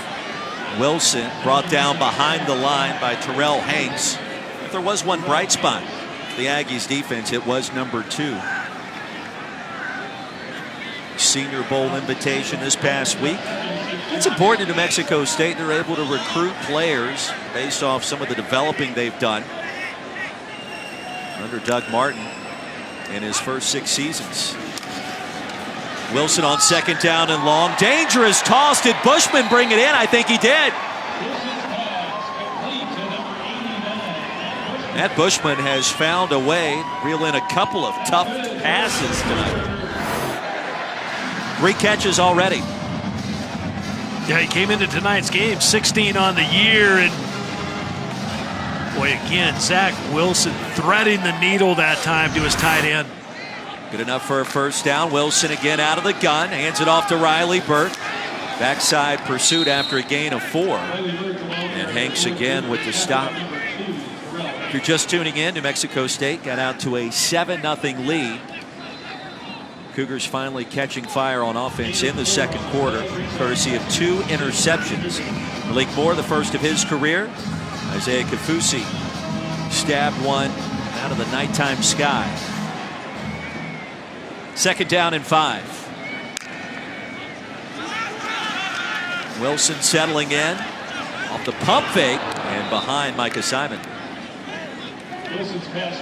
Second half, obviously, they want to close strong after a very strong second quarter. A couple of touchdown runs. First, it was Matt Hadley. 3rd and 4th of the season. He was playing linebacker just a month ago. Did start preseason camp as a running back, switched over to defense, now back as a running back, averaging nearly 6 yards per pop. Lopini Katoa, a couple of scores as well for the Cougars. Spark the offense in the second. And back to live action. 3rd down swing pass is incomplete. Yeah, trying to get the ball out to Katoa. BYU in the first half, 5 of 10 on 3rd downs. They started slow, 0 for 5, and then they were able to get 5 in a row before the end of the half. And Zach Wilson that time had a wide open Katoa. That's a throw you got to make. You just have to put it on the running back, get the ball into his hands, and then let him get the first down for you. We talked to Zach Wilson this week. We asked him, hey, what's been the most eye-opening moment for you now that you're the starting quarterback? And he said, you know what? It's the newfound fame on campus. Now everybody knows who I am, and I have to answer questions. I'm talking to all kinds of students as they pass me by, and even in the great city of Provo, there's been a lot of that. 50-yard punt. Aggies will take over, but He's in control. He's in command, and you can tell the future's very bright for number 11. Yeah, he's mature. Hey, here's a guy who had once committed to Boise State, decommitted, and BYU, of course, he's living right up the road, so he ended up deciding to come here. Empty backfield. Atkins delivers low. What's interesting, too, his father played at Utah.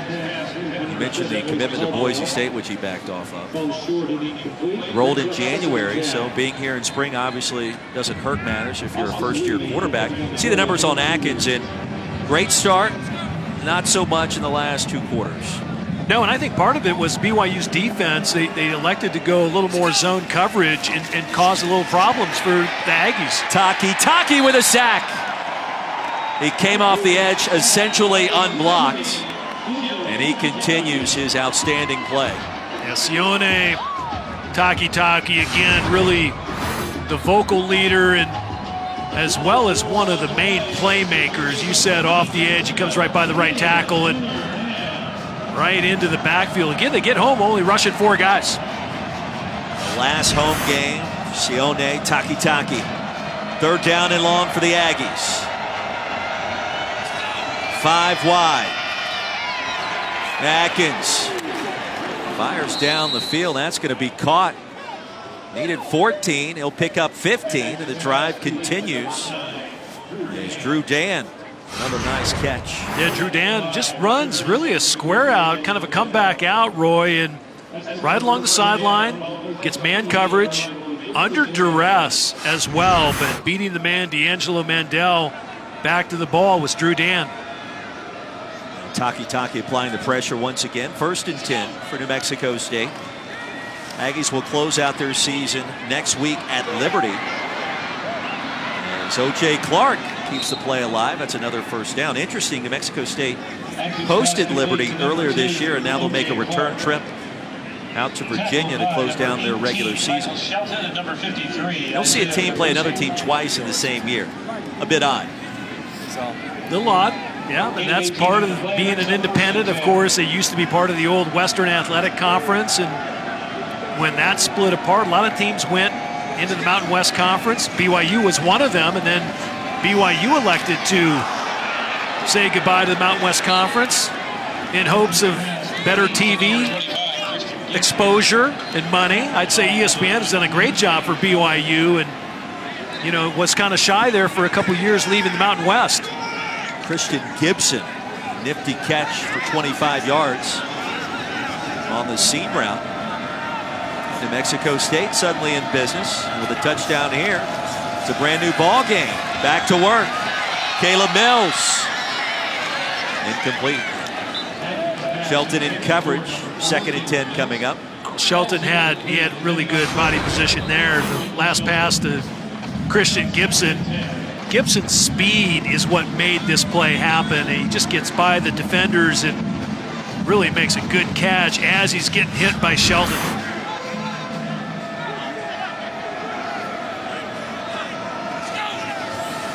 He's trying to make this a ball game. Pocket collapses. Quick toss. 1st down. Oh, nice pitch and catch as O.J. Clark. Another reception. It's a gain of 13. Josh Atkins starting to warm up again. Clark now with 5 catches tonight. And it's interesting, their playmaker, Jason Huntley's been on the sidelines. Gibson remains on the field at running back. Clark motioned out. And the far side toss is incomplete. Boy, Gibson has an absolute great block in pass protection. I don't know if we have a second look at this, but you ask backs to get into pass protection, and he took down a big defensive end that time and chopped him down and gave Atkins just that additional. Watch the left part of your screen. That's just a good block by number 25. 2nd down, and down goes Atkins.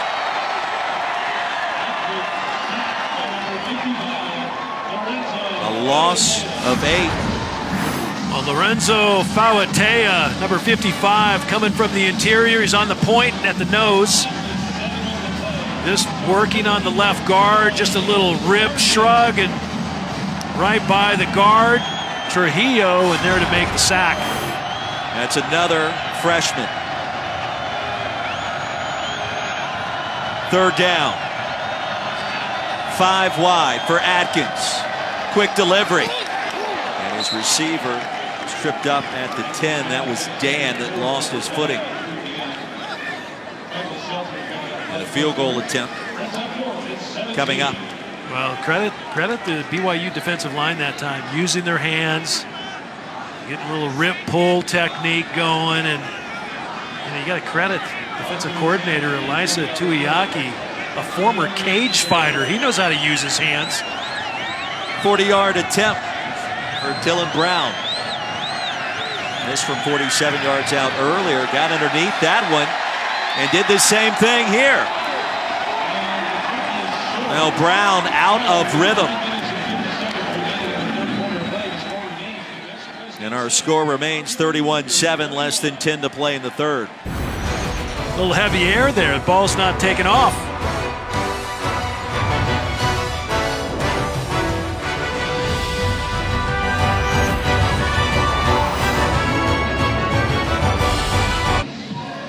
Well, not the kind of night Dylan Brown was hoping for. 0 for 2 and receiving some encouragement from Doug Martin and the coaching staff for New Mexico State. That occurring during our last break. Riley Burt back to live action. And number 34 for BYU showing a burst of speed tonight, brought down by LaForce after a gain of 7. Yeah, all three running backs doing a nice job tonight. Riley Burt, Matt Hadley, Lapini Katoa and Hadley with 2 touchdowns each tonight, and Burt with a couple nice runs. 3-star prospect, according to ESPN, coming out of high school was Burt. Play action, flung across the middle. Pau with a first down. So on 2nd and short, BYU will fire a shot that's caught. Different looking BYU offense these last 2 quarters. Yeah, a little RPO here. And Zach Wilson just, again, getting rid of the ball so quick. And what I liked, he kind of shaded Pau back away from the defender. He threw it on his back shoulder and slowed the receiver down. That was a nice throw. Burt up the gut and a punishing hit after a gain of 5. Javon Ferguson got there first. Boy, Ferguson took a lick. Burt put his shoulder into the middle linebacker, number 7. 6'1", 224-pounder, 114 tackles on the year. It's quite a bit. BYU a big test coming up next week at Utah, right up the road. One of the great rivalries, the collegiate ranks, as Hanks will tumble Burt out of bounds. Boy, Terrell Hanks runs so well. He almost gets to the sideline quicker than the running back, Riley Burt. Burt comes off the field. Katoa comes in. Burt's been impressive to me. He's got a little burst of speed perhaps we haven't seen consistently out of the other BYU backs. And of course, Squally Canada's out tonight. Katoa on 3rd and short will gain 2 and a first down. Well, one of the things I liked what Coach Sataki told us was there's that continuous competition in practice, and no one's getting a free ride. Everyone's competing for their jobs, and all of a sudden there's a quarterback change mid-year, and really when that happens, that means the coaching staff is looking hard at every position, as you have to, right? But you have to win games, and BYU's expectations are high. Pressure off the edge. Wilson retreats. Slings it to Holker. First down, Cougars. And Holker will take LaForce on a ride out of bounds. Pressure was coming from Lopez. That's a gain of 23. Well, Roy, let me give you the awareness factor of Zach Wilson. On a scale of 1 to 10 there, I'm going to give him a 10. Corner blitz off the edge. He saw it. He ends up extending it, running around. He goes right back to where the corner vacated. Holker standing there as an outlet. Knew he had him the whole time. It was just a matter of getting time to throw it to number 32. 4 catches for over 75 yards tonight for Dylan Holker. Riley Burt. You can just see this BYU offense starting to take a toll against this front 7 for New Mexico State. Wearing them down slowly but surely. Yeah. And going back to the last play too, Zach Wilson, I mean, he is a special player now as a true freshman, but Roy, I think he's going to really, really be good. And there's been a lot of good ones to come through here.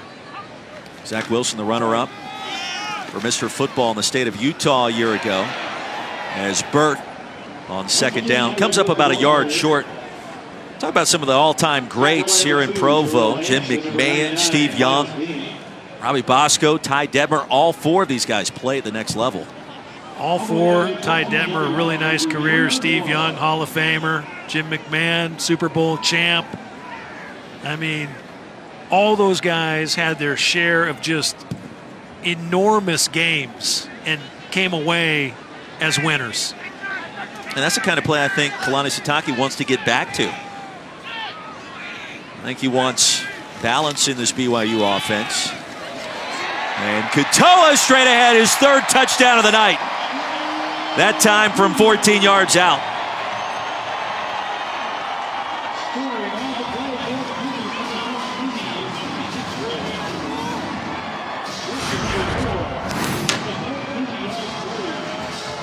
Well, just again, the line blocking. James Empey, the center, takes 2.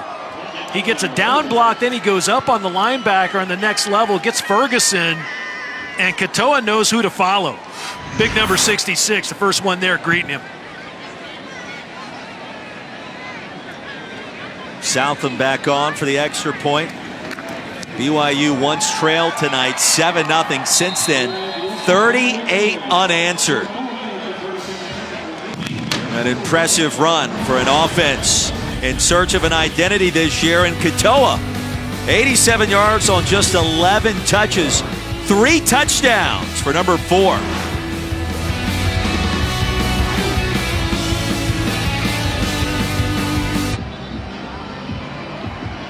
Well, Lopini Katoa, number 4, over for his 3rd touchdown of the night. And who's he following? Big number 66, the redshirt freshman out of American Fork, Utah, right up the road. James Empey gets 2 blocks and just allows number 4 to scamper into the end zone, take a defender with him, and that's just good hard running and great blocking. That's Route 66. Just follow that one all the way to pay dirt. 78 yards in 9 plays. BYU has found its rhythm. And the Cougars well on their way back to a bowl game on senior night, no less. Well, I think that's important, Roy. Senior night, you send out your seniors the right way. BYU really taking control of the game.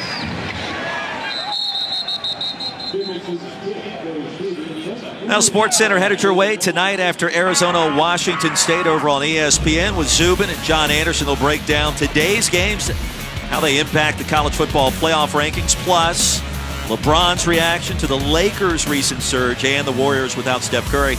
Hey, Golden State, interesting times in the Bay Area with what happened with Kevin Durant, Draymond Green earlier this week. You know my theory on KD, I think he's going somewhere else after the season, either the Knicks or the Lakers. He's so much fun to watch, but Golden State always fun to watch as well. Christian Gibson bottled up, driven backwards. Rhett Sandlin got there first. Well, KD and LeBron are the 2 guys that can sign the 1-and-1. Like, they can sign the 1-year deal, and then they have the option. And not a lot of NBA guys can do it, but those 2 can do it, and can do it very successfully, and really change the outlook of whatever team they go to. Well, LeBron is locked in for basically 4 years in LA. Kevin Durant, I think, is on the first train out of town after Golden State wins another title next June, but we'll see. Quick toss, incomplete. And just like that, it's 3rd down for New Mexico State as Gibson couldn't catch up to it. And I think Durant stays in Golden State. I think they move some pieces around. You and I have not agreed on much recently. It's getting late in the year. Everybody's got different opinions on everything. It's a fun time. Were to be you in this worried booth. climbing up to the Y today? We're climbing up a single track trail, and it's about 1,000 feet down. You looked at me one time. On third down, Atkins across the middle. It's caught, and the drive stays alive. Royce Caldwell, O.J. Clark. O.J. Clark, another grab. That one for 17. And Clark now with 6 catches for 65 yards this evening. A great acrobatic catch by O.J. Clark. That really is a fine catch. And they need to start using a little tempo, catch a little more momentum. They got the playmakers on the outside.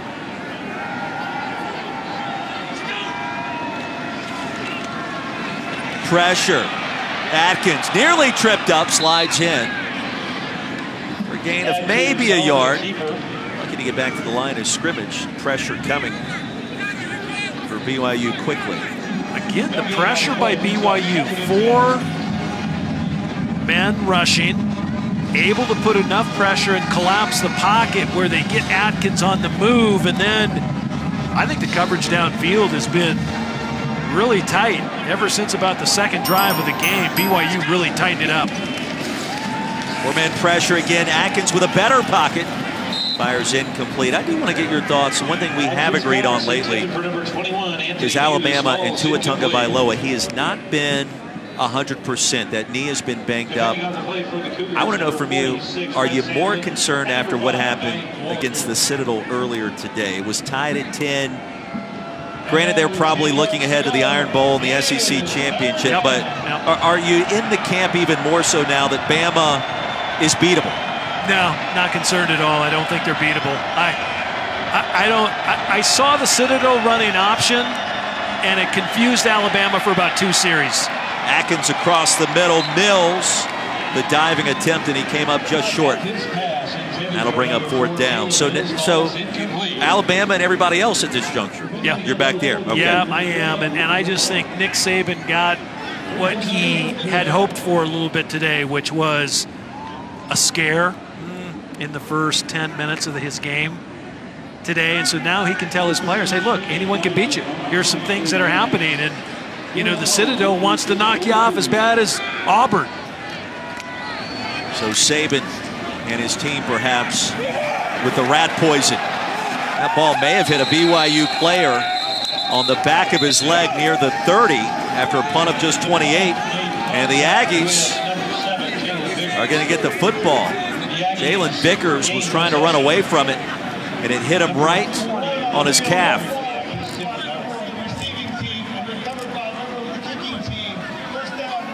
And the long snapper, Tim O'Donnell, recovered it. You know, that's always a tough one because the punt coverage team doesn't see that ball. And sure enough, it's number 7 right in the back heel. And O'Donnell, great awareness, jumping on the ball. New life for New Mexico State. Anthony Muse across the middle will pick up 7. And Muse quickly hobbles off the field. You know, and I think Jason Huntley, you know, we haven't seen him for a long time, and he must have suffered some sort of injury because he just hasn't been on the field tonight, and he's been a huge playmaker for the Aggies this year. Yeah, huge would be an understatement. As Atkins pulls it out, slides in for a first down at the 15, and Huntley scored 4 touchdowns in their last game, a win against Alcorn State. There he is on the sideline. Yeah, took the opening kickoff against Alcorn State for a touchdown. He had 1 reception for a touchdown and 2 runs. Time winding down here in the 3rd quarter in Provo to the end zone. Boone, 5 feet over his head. Yeah, that time Atkins hasn't had many bad balls. That ball just sailing over Boone without even a chance. Here's a look at Huntley earlier in the game.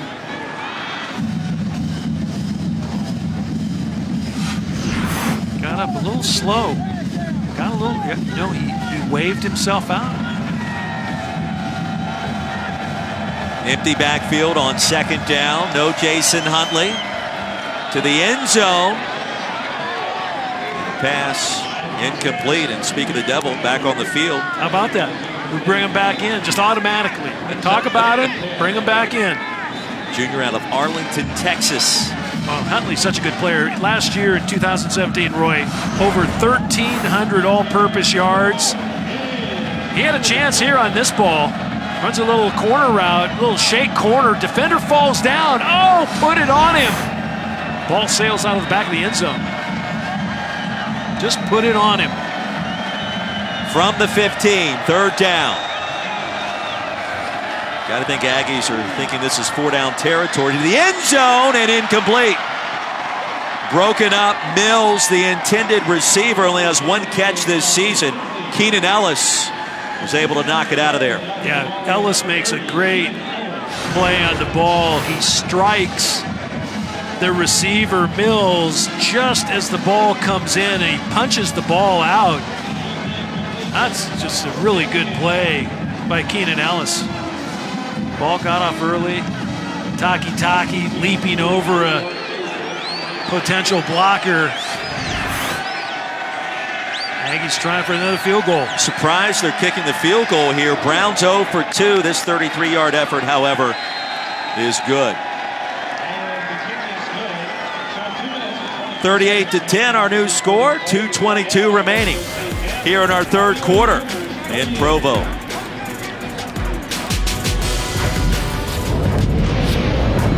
ESPN, home of the college football playoff.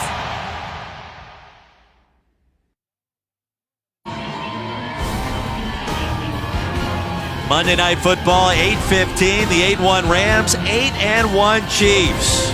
All gets underway with Monday Night Countdown. 6 o'clock Eastern, served by Applebee's. What should be the game of the year in the National Football League. After the New Mexico State field goal, BYU takes over as Hadley returns it to the 29-yard line. Talk about the Chiefs and the Rams. We take you inside the laboratory where you've got two mad scientists at work, Sean McVay, Andy Reid, and they've got all kinds of weapons to work with. The quarterbacks, Patrick Mahomes, Jared Goff, the touchdowns are there. The running backs, Gurley, Kareem Hunt, the receivers. You got so many weapons. This is going to be a fun one. Sean McVay, Miami, Ohio grad. Tyreek Hill catches the football, and he's in open space. He's going to score. Right? I mean, that's just what happens. Hey, you can't coach speed. There's a couple good ones. Wilson ushered out after a 1-yard gain. Hill played at Oklahoma State, who upset West Virginia earlier today. The lone top 10 team to go down. How about that game? That was a bit remarkable, considering Oklahoma State was behind by 10 going into the fourth quarter. But I think that illustrates the problem in that conference. They don't play defense. Not a lot of defense. Oklahoma was challenged by Kansas. Kansas put up 40 points against OU today. West Virginia, you got to think, is now eliminated from playoff consideration. And the Big 12's playoff chances on life support with the Sooners. So let me ask you this. Does Washington State scoring 55 in the first half tonight help their cause? The double nickel? Double nickel in the first half. In the first 2 quarters against Zona? Yep. That's unbelievable. I think it helps their cause. Over on ESPN. Third down coming up for the Cougars. Near the end of our third quarter on senior night, and a quick toss incomplete. Kalani Sitake will bring on his punt team. Other news and notes from today. Great game at Byrd Stadium, 52-51, and Matt Canada rolled the dice going for 2 in overtime. Had a guy wide open, quarterback couldn't find him. UCF defeated Cincinnati. That begs the question, will the Knights sneak up after a top 25 win when Ohio State really didn't look all that great? You know, I'm interested to hear Herbie's take. I mean, we had that game last year, Cincinnati, UCF. I'm interested to hear what the game day crew says about their assessment of UCF, because now UCF has won 23 straight games, the longest in FBS, Roy, and you got to be given some credit.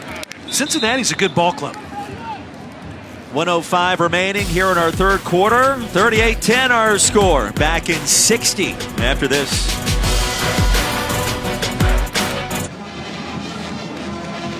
.28 lead for BYU on senior night.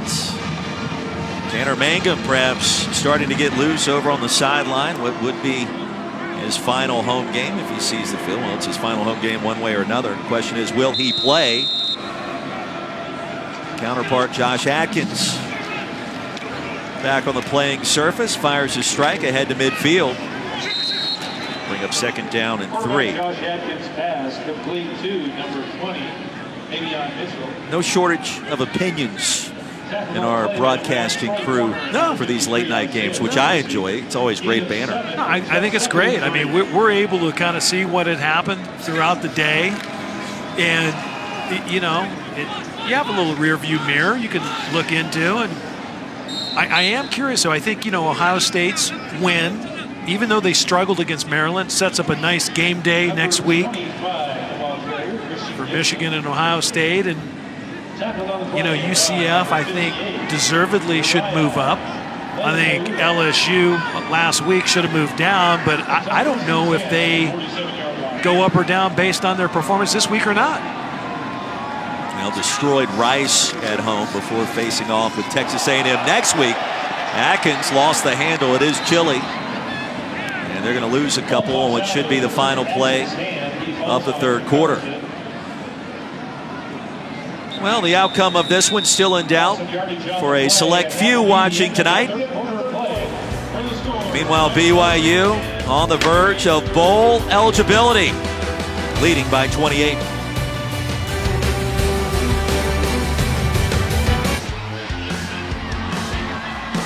Final 15 minutes, senior night here in Provo, and it has been all BYU. 38-10 the score on a chilly night. You just said you saw a guy in a bunny suit. What was that about? He was dressed in pink from top to bottom. He looked like Ralphie from A Christmas Story. Tom Ramsey, Roy Philpott, away we go. New Mexico State with a football. And there's Jason Huntley. Quick grab for a gain of a couple. Taki with a tackle. I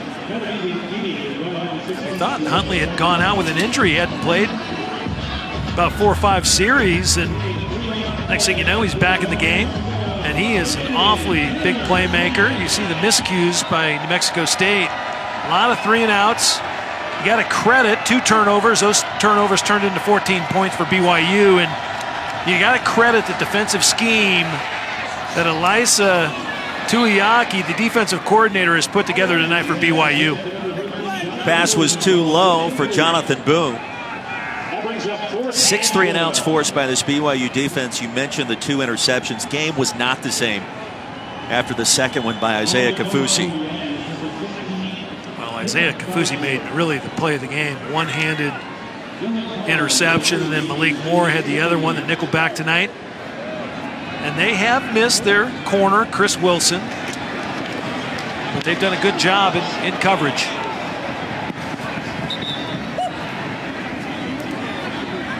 Chris Wilcox, by mistake. Timeout on the field. 28-point lead.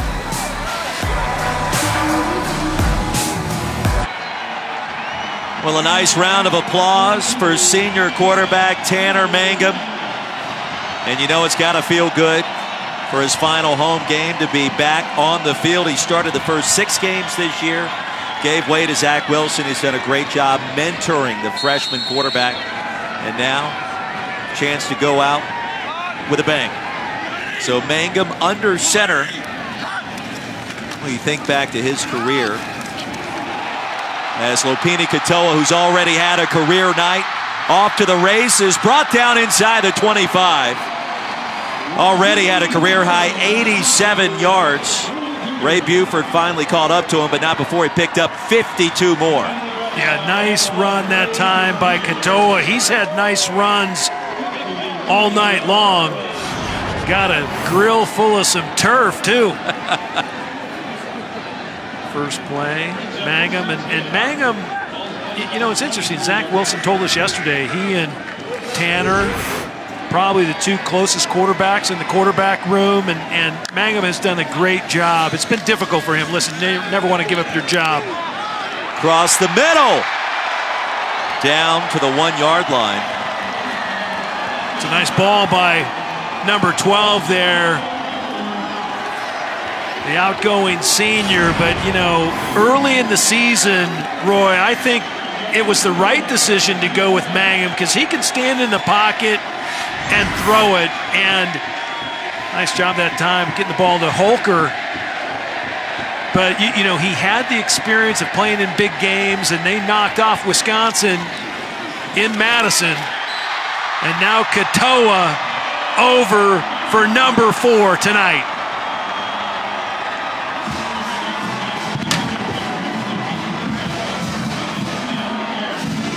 Boy, Kalani Sitake has to be happy with the play of the offensive line, and Jeff Grimes, the offensive coordinator. I talked to Grimes earlier tonight in pregame, and I said, has the line been a little inconsistent? He said, yeah, we've missed our spots, and the transition in quarterbacks to a little different offense, that was part of the hang-up as well. But right there, BYU not missing a beat, and Katoa taking it over for the score.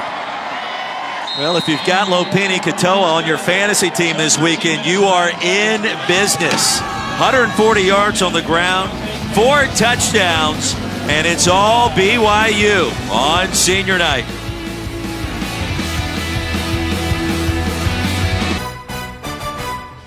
ESPN College Football is presented by Geico. 15 minutes could save you 15% or more on car insurance.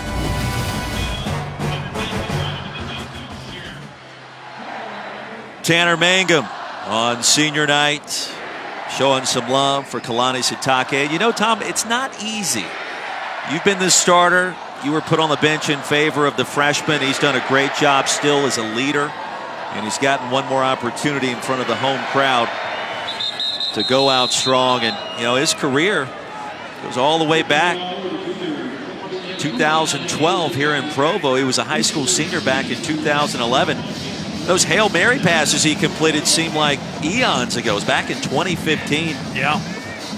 At Nebraska, game-winning throw, and then Taysom Hill, who's now a backup to Drew Brees and the New Orleans Saints.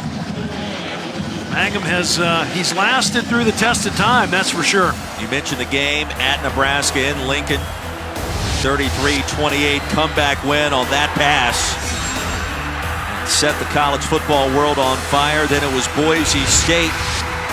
35-24 was the win, but that play, the critical completion and scoring strike as a pick six, provided the double-digit win just seconds later. And Tanner Mangum for a while could do no wrong, and he really has had a nice career. Yeah, and we had a game last year at Fresno State where unfortunately he tore his Achilles, and that was, it was sad because he had worked so hard to kind of get back after the Taysom Hill demotion, if you will. But Taysom Hill is an awfully good player. And, the thing is, Roy, at the end of the day, the coaches are going to play the best players that give them the chance to win. Caldwell with speed and a high step out of bounds near midfield. Check that. That was Huntley. And Jason Huntley. No, it was Caldwell. The PA announcer threw me off there for a second. Gain of 24 one way or another. And Caldwell's got speed. We've seen it from Gibson as well as Jason Huntley. Well, and Doug Martin, he can find a couple talents too. We'll get to that story in a moment.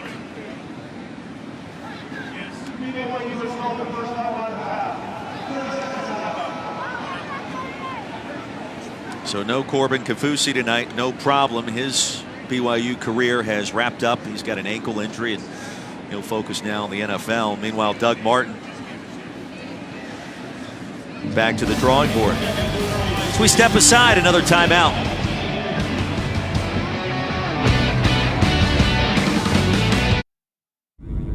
The College Football Playoff Top 25 Rankings Show, Tuesday at 7 on ESPN.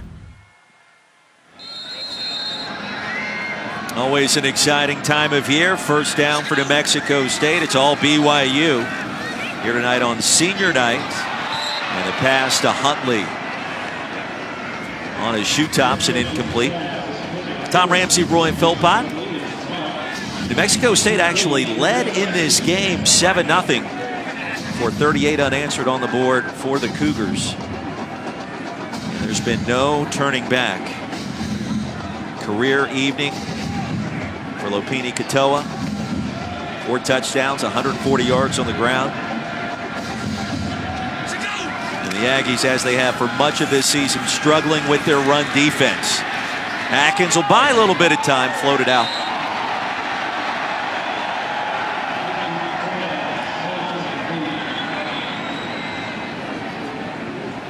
Well, they again just getting pressure on a 4-man rush, Roy, and they've been able to get it all night long. Corbin Kafusi over there, the tall gentleman behind the coach, getting a good laugh. The assistant caught the ball that time, and the ball thrown out of bounds by Atkins.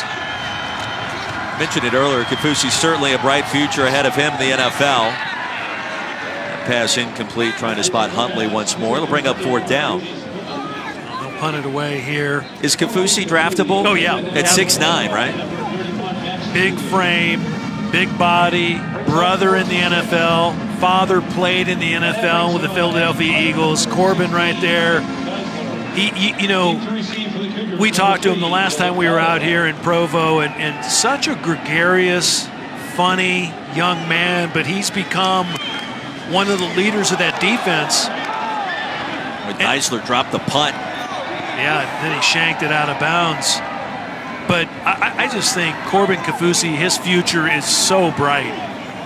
Well, his mother is the mayor of Provo. That's right. First female mayor of this great city. That was a punt of just 15 yards. I saw you stepping on the gas a little bit this week, too, while you were around town. Since you know the mayor, you probably maybe think you'd get off a speeding ticket or something. No, her son has a couple of times, I believe. That's right. According to him, he's told us about it. Young Corbin was a little bit of a lead foot. There's a look at the family tree. Quite the accomplishments. Mangum back on the field. Katoa straight ahead, crossing the 40. Hanks the tackle. And for BYU, this will be one of its more impressive wins of the season. In terms of margin, 2 road wins at Arizona and Wisconsin. As good as you'll find in college football this year. And close losses we've documented several times this evening and this year.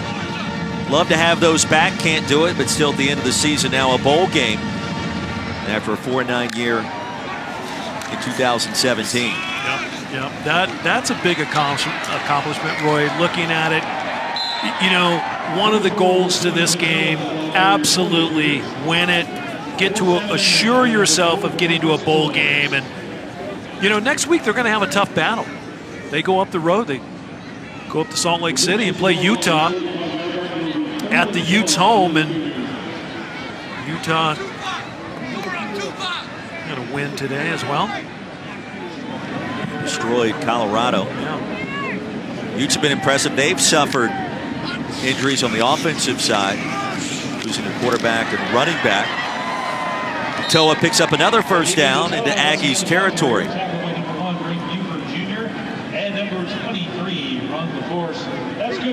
Cougars did have a bowl tie-in with the Poinsettia Bowl. That bowl has since folded, so they're back on the free market for this postseason. I'll be curious to see where they end up. Well, Tom Homo, the AD tonight, I asked him if you know, he had any idea if BYU won the game tonight, if where they would go, and he said, you know, we're kind of a free agent. You know, we'll go somewhere where they need a team, obviously, but they had been slated, to your point, in the Poinsettia Bowl, and that one somehow drifted away, unfortunately. I always like those San Diego games. It's usually a little warmer right there by the Pacific Ocean. Tyler Algier with the carry. First touch of the night for number 45. Maybe you can get us down to San Diego at some point. It's always good to get down to the La Jolla Beach and Tennis Club. See that man Bormeister and Dunn and the rest of the merry gang. Second down coming up For the Cougars, Tanner Mangum remains on the field. Now Gear off to the races. Almost to the end zone. Boy, one of the officials tripped up near the pylon, near side. It's going to be stopped just short after a 44-yard gain. Well, Gear came on the field with just 14 total yards this year. Triple that on one carry. I usually don't give away game balls this early in the game, but I'm going to give it to the BYU offensive line. I just think they have opened up holes all night long, created opportunities for a myriad of running backs, and now BYU over 300 yards rushing. Marcus Owens, the injured Aggie. 10:05 remaining here in our contest.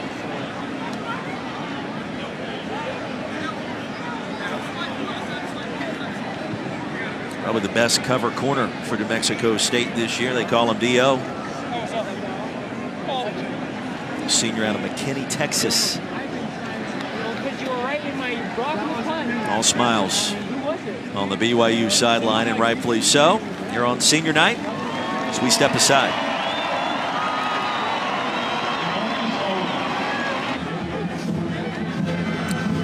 College football prime time on ESPN, presented by Geico. Back in Provo, the score tells the story. Tom Ramsey, Roy Philpott, BYU on the move. Tyler Algier back in the offensive backfield. Perhaps looking for his first career touchdown. Play action for Mangum, flings it, end zone, and picked off.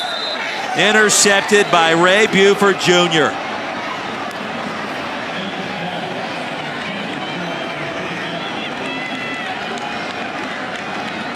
I like that New Mexico State still excited, still fired up. Buford making a nice play, but it was the pressure coming off the edge right in Tanner Mangum's face, and he just had to get rid of the ball too quick. And you know, Roy, when you have to get rid of it too quick, credit Leon McQuaker coming off the edge there. McQuaker putting his shoulder pad in Mangum's sternum, causing the interception, and Buford taking full advantage. Aggies take over at the 20. Gibson, a quick grab. You know, we talked a lot with Doug Martin, this coaching staff this week, and many people may not realize it. Doug Martin, a former coach at Kent State, just happened to recruit one of the top players recent memory, more versatile players in the National Football League play for the Flashes. Julian Edelman was a quarterback at Kent State. He says a lot of players on this current team ask him what was Julian like back in his collegiate days. Well, he was a quarterback from 06 to 2008. He was fairly dynamic. Completed almost 55% of his passes, 30 touchdowns, just 11 picks. Tommy threw for almost 5,000 yards playing to the MAC. Of course, we know what he's done in the NFL. Tell you what, Doug Martin was one of the few coaches that saw his potential in high school, offered him a scholarship.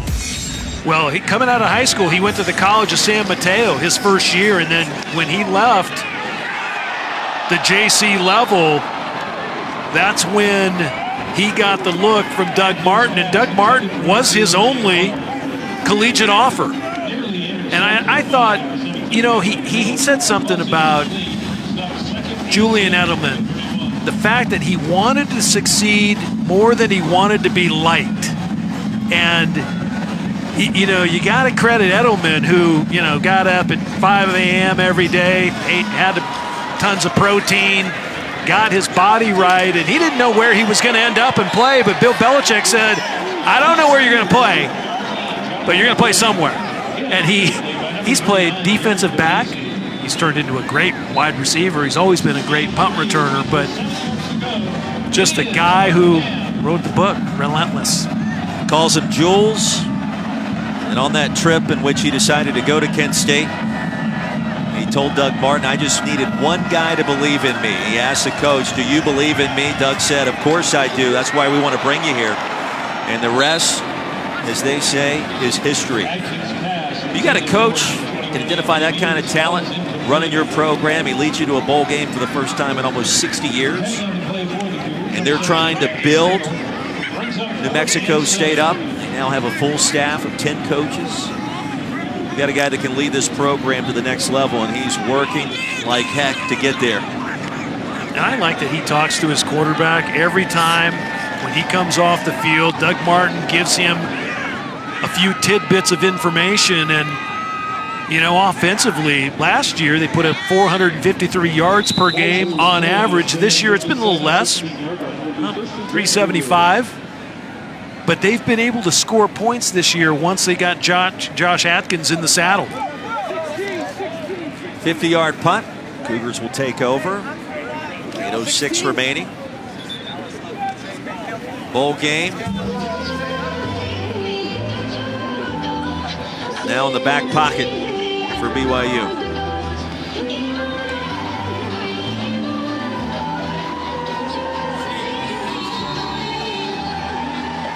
I would expect BYU to keep it on the ground here, try to establish that run game once again, kind of close out the game, keep that clock running, remind the running back, stay in bounds, let that clock run.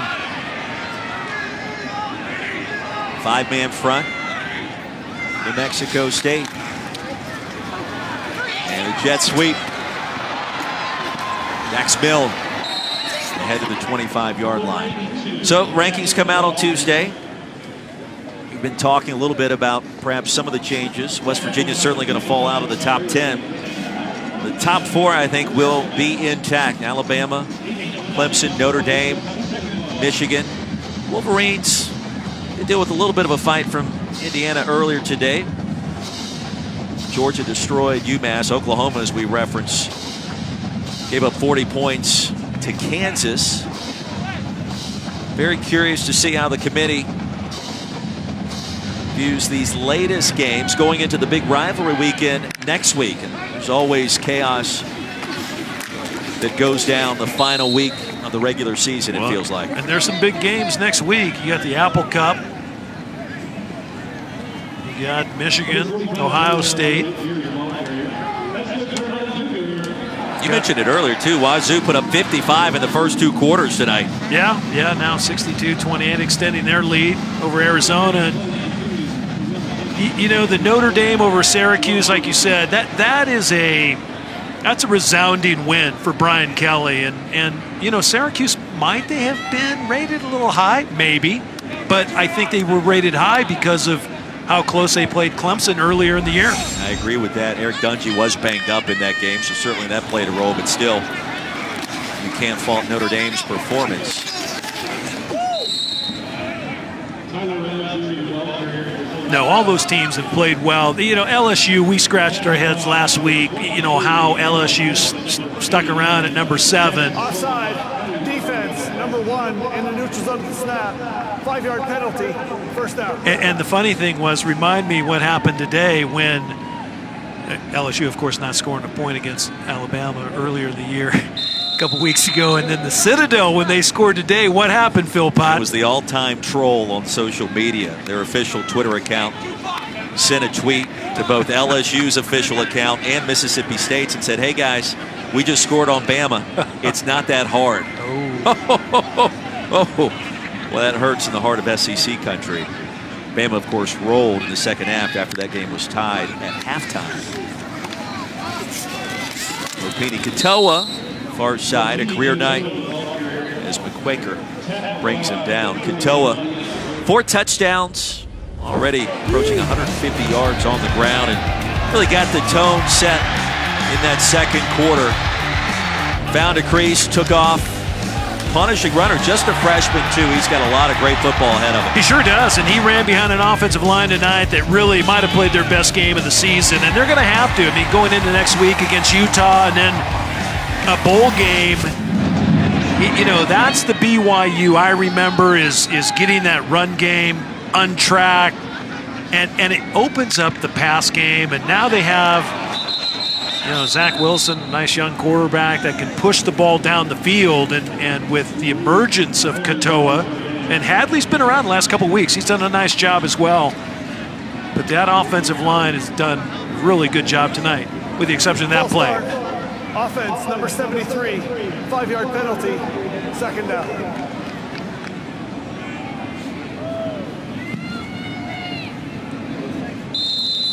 Puahaho, the guilty party. It'll bring up second down. I really would like to see Washington State jump up, but a lot of conversations out there in cyberspace and Twitterverse that they beat Washington next week in the Apple Cup. That certainly will take care of itself, and I would agree, but you score 55 points in a half against a conference opponent like Arizona. You know, it hasn't been a great year down in Tucson. That's sending a message. Another flag on the field. Yeah, it is sending a message. And I think, you know, that's what people are paying attention to now, right? November, how can you separate yourself from the pack? That's really what it comes down to.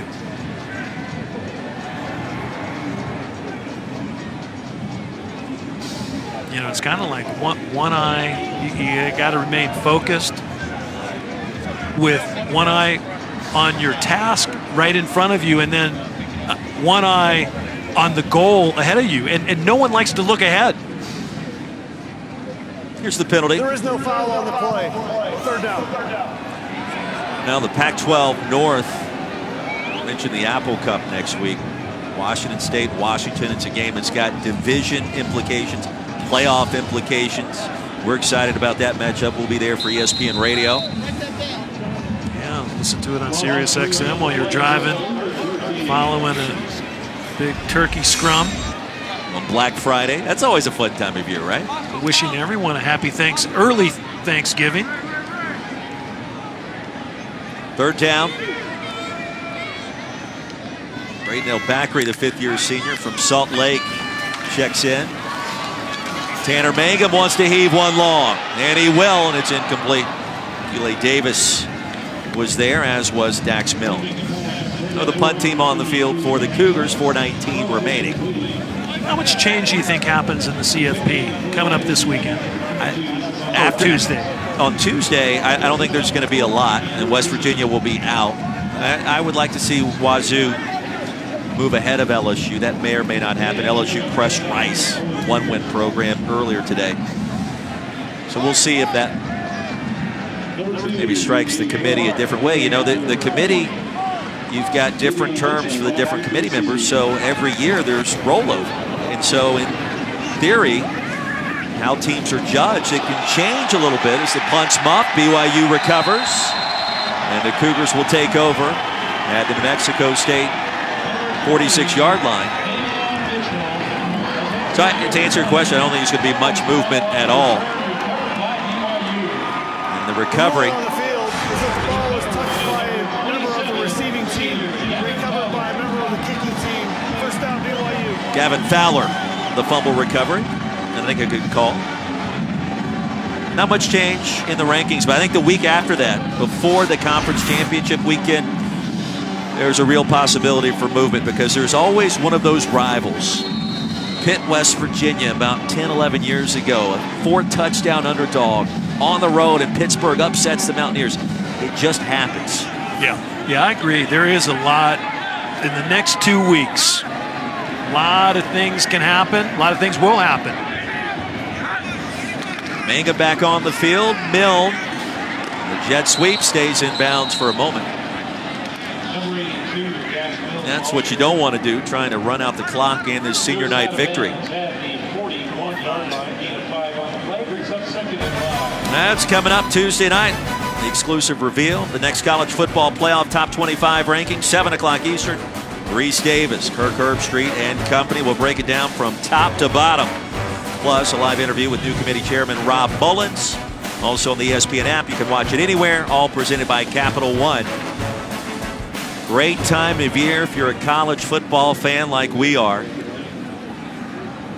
So far, there hasn't been a lot to debate. Will that change in the next 2 weeks? History tells us it will. I am curious. I think the one big question for me is, again, while watching the show on Tuesday night, to see what Kirk and the gang feel about UCF. Central Florida, big win over Cincinnati. A lot of people go, yeah, group of 5. Well, now, UCF, 23 straight wins in FBS. They're someone that a lot of teams don't want to play them. I guarantee it. You don't want to see them in a bowl game.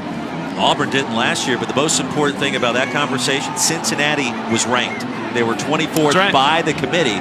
So now you have a different data point for UCF. Schedule hasn't been strong, we get that, but it's better than what it was a week ago because you've now beaten a ranked team that had only 1 loss prior. Katoa comes up just short. It'll bring up 4th down. In fact, he lost a yard. I think they'd punt it away, but they may just go for it here and just try to keep the clock running with 2:20 left. If you're Tanner Mangum, you don't want to disrespect the opponent, but you wouldn't mind maybe throwing another pass here in front of the home crowd. No, I think he'll end up just bootlegging and trying getting it himself.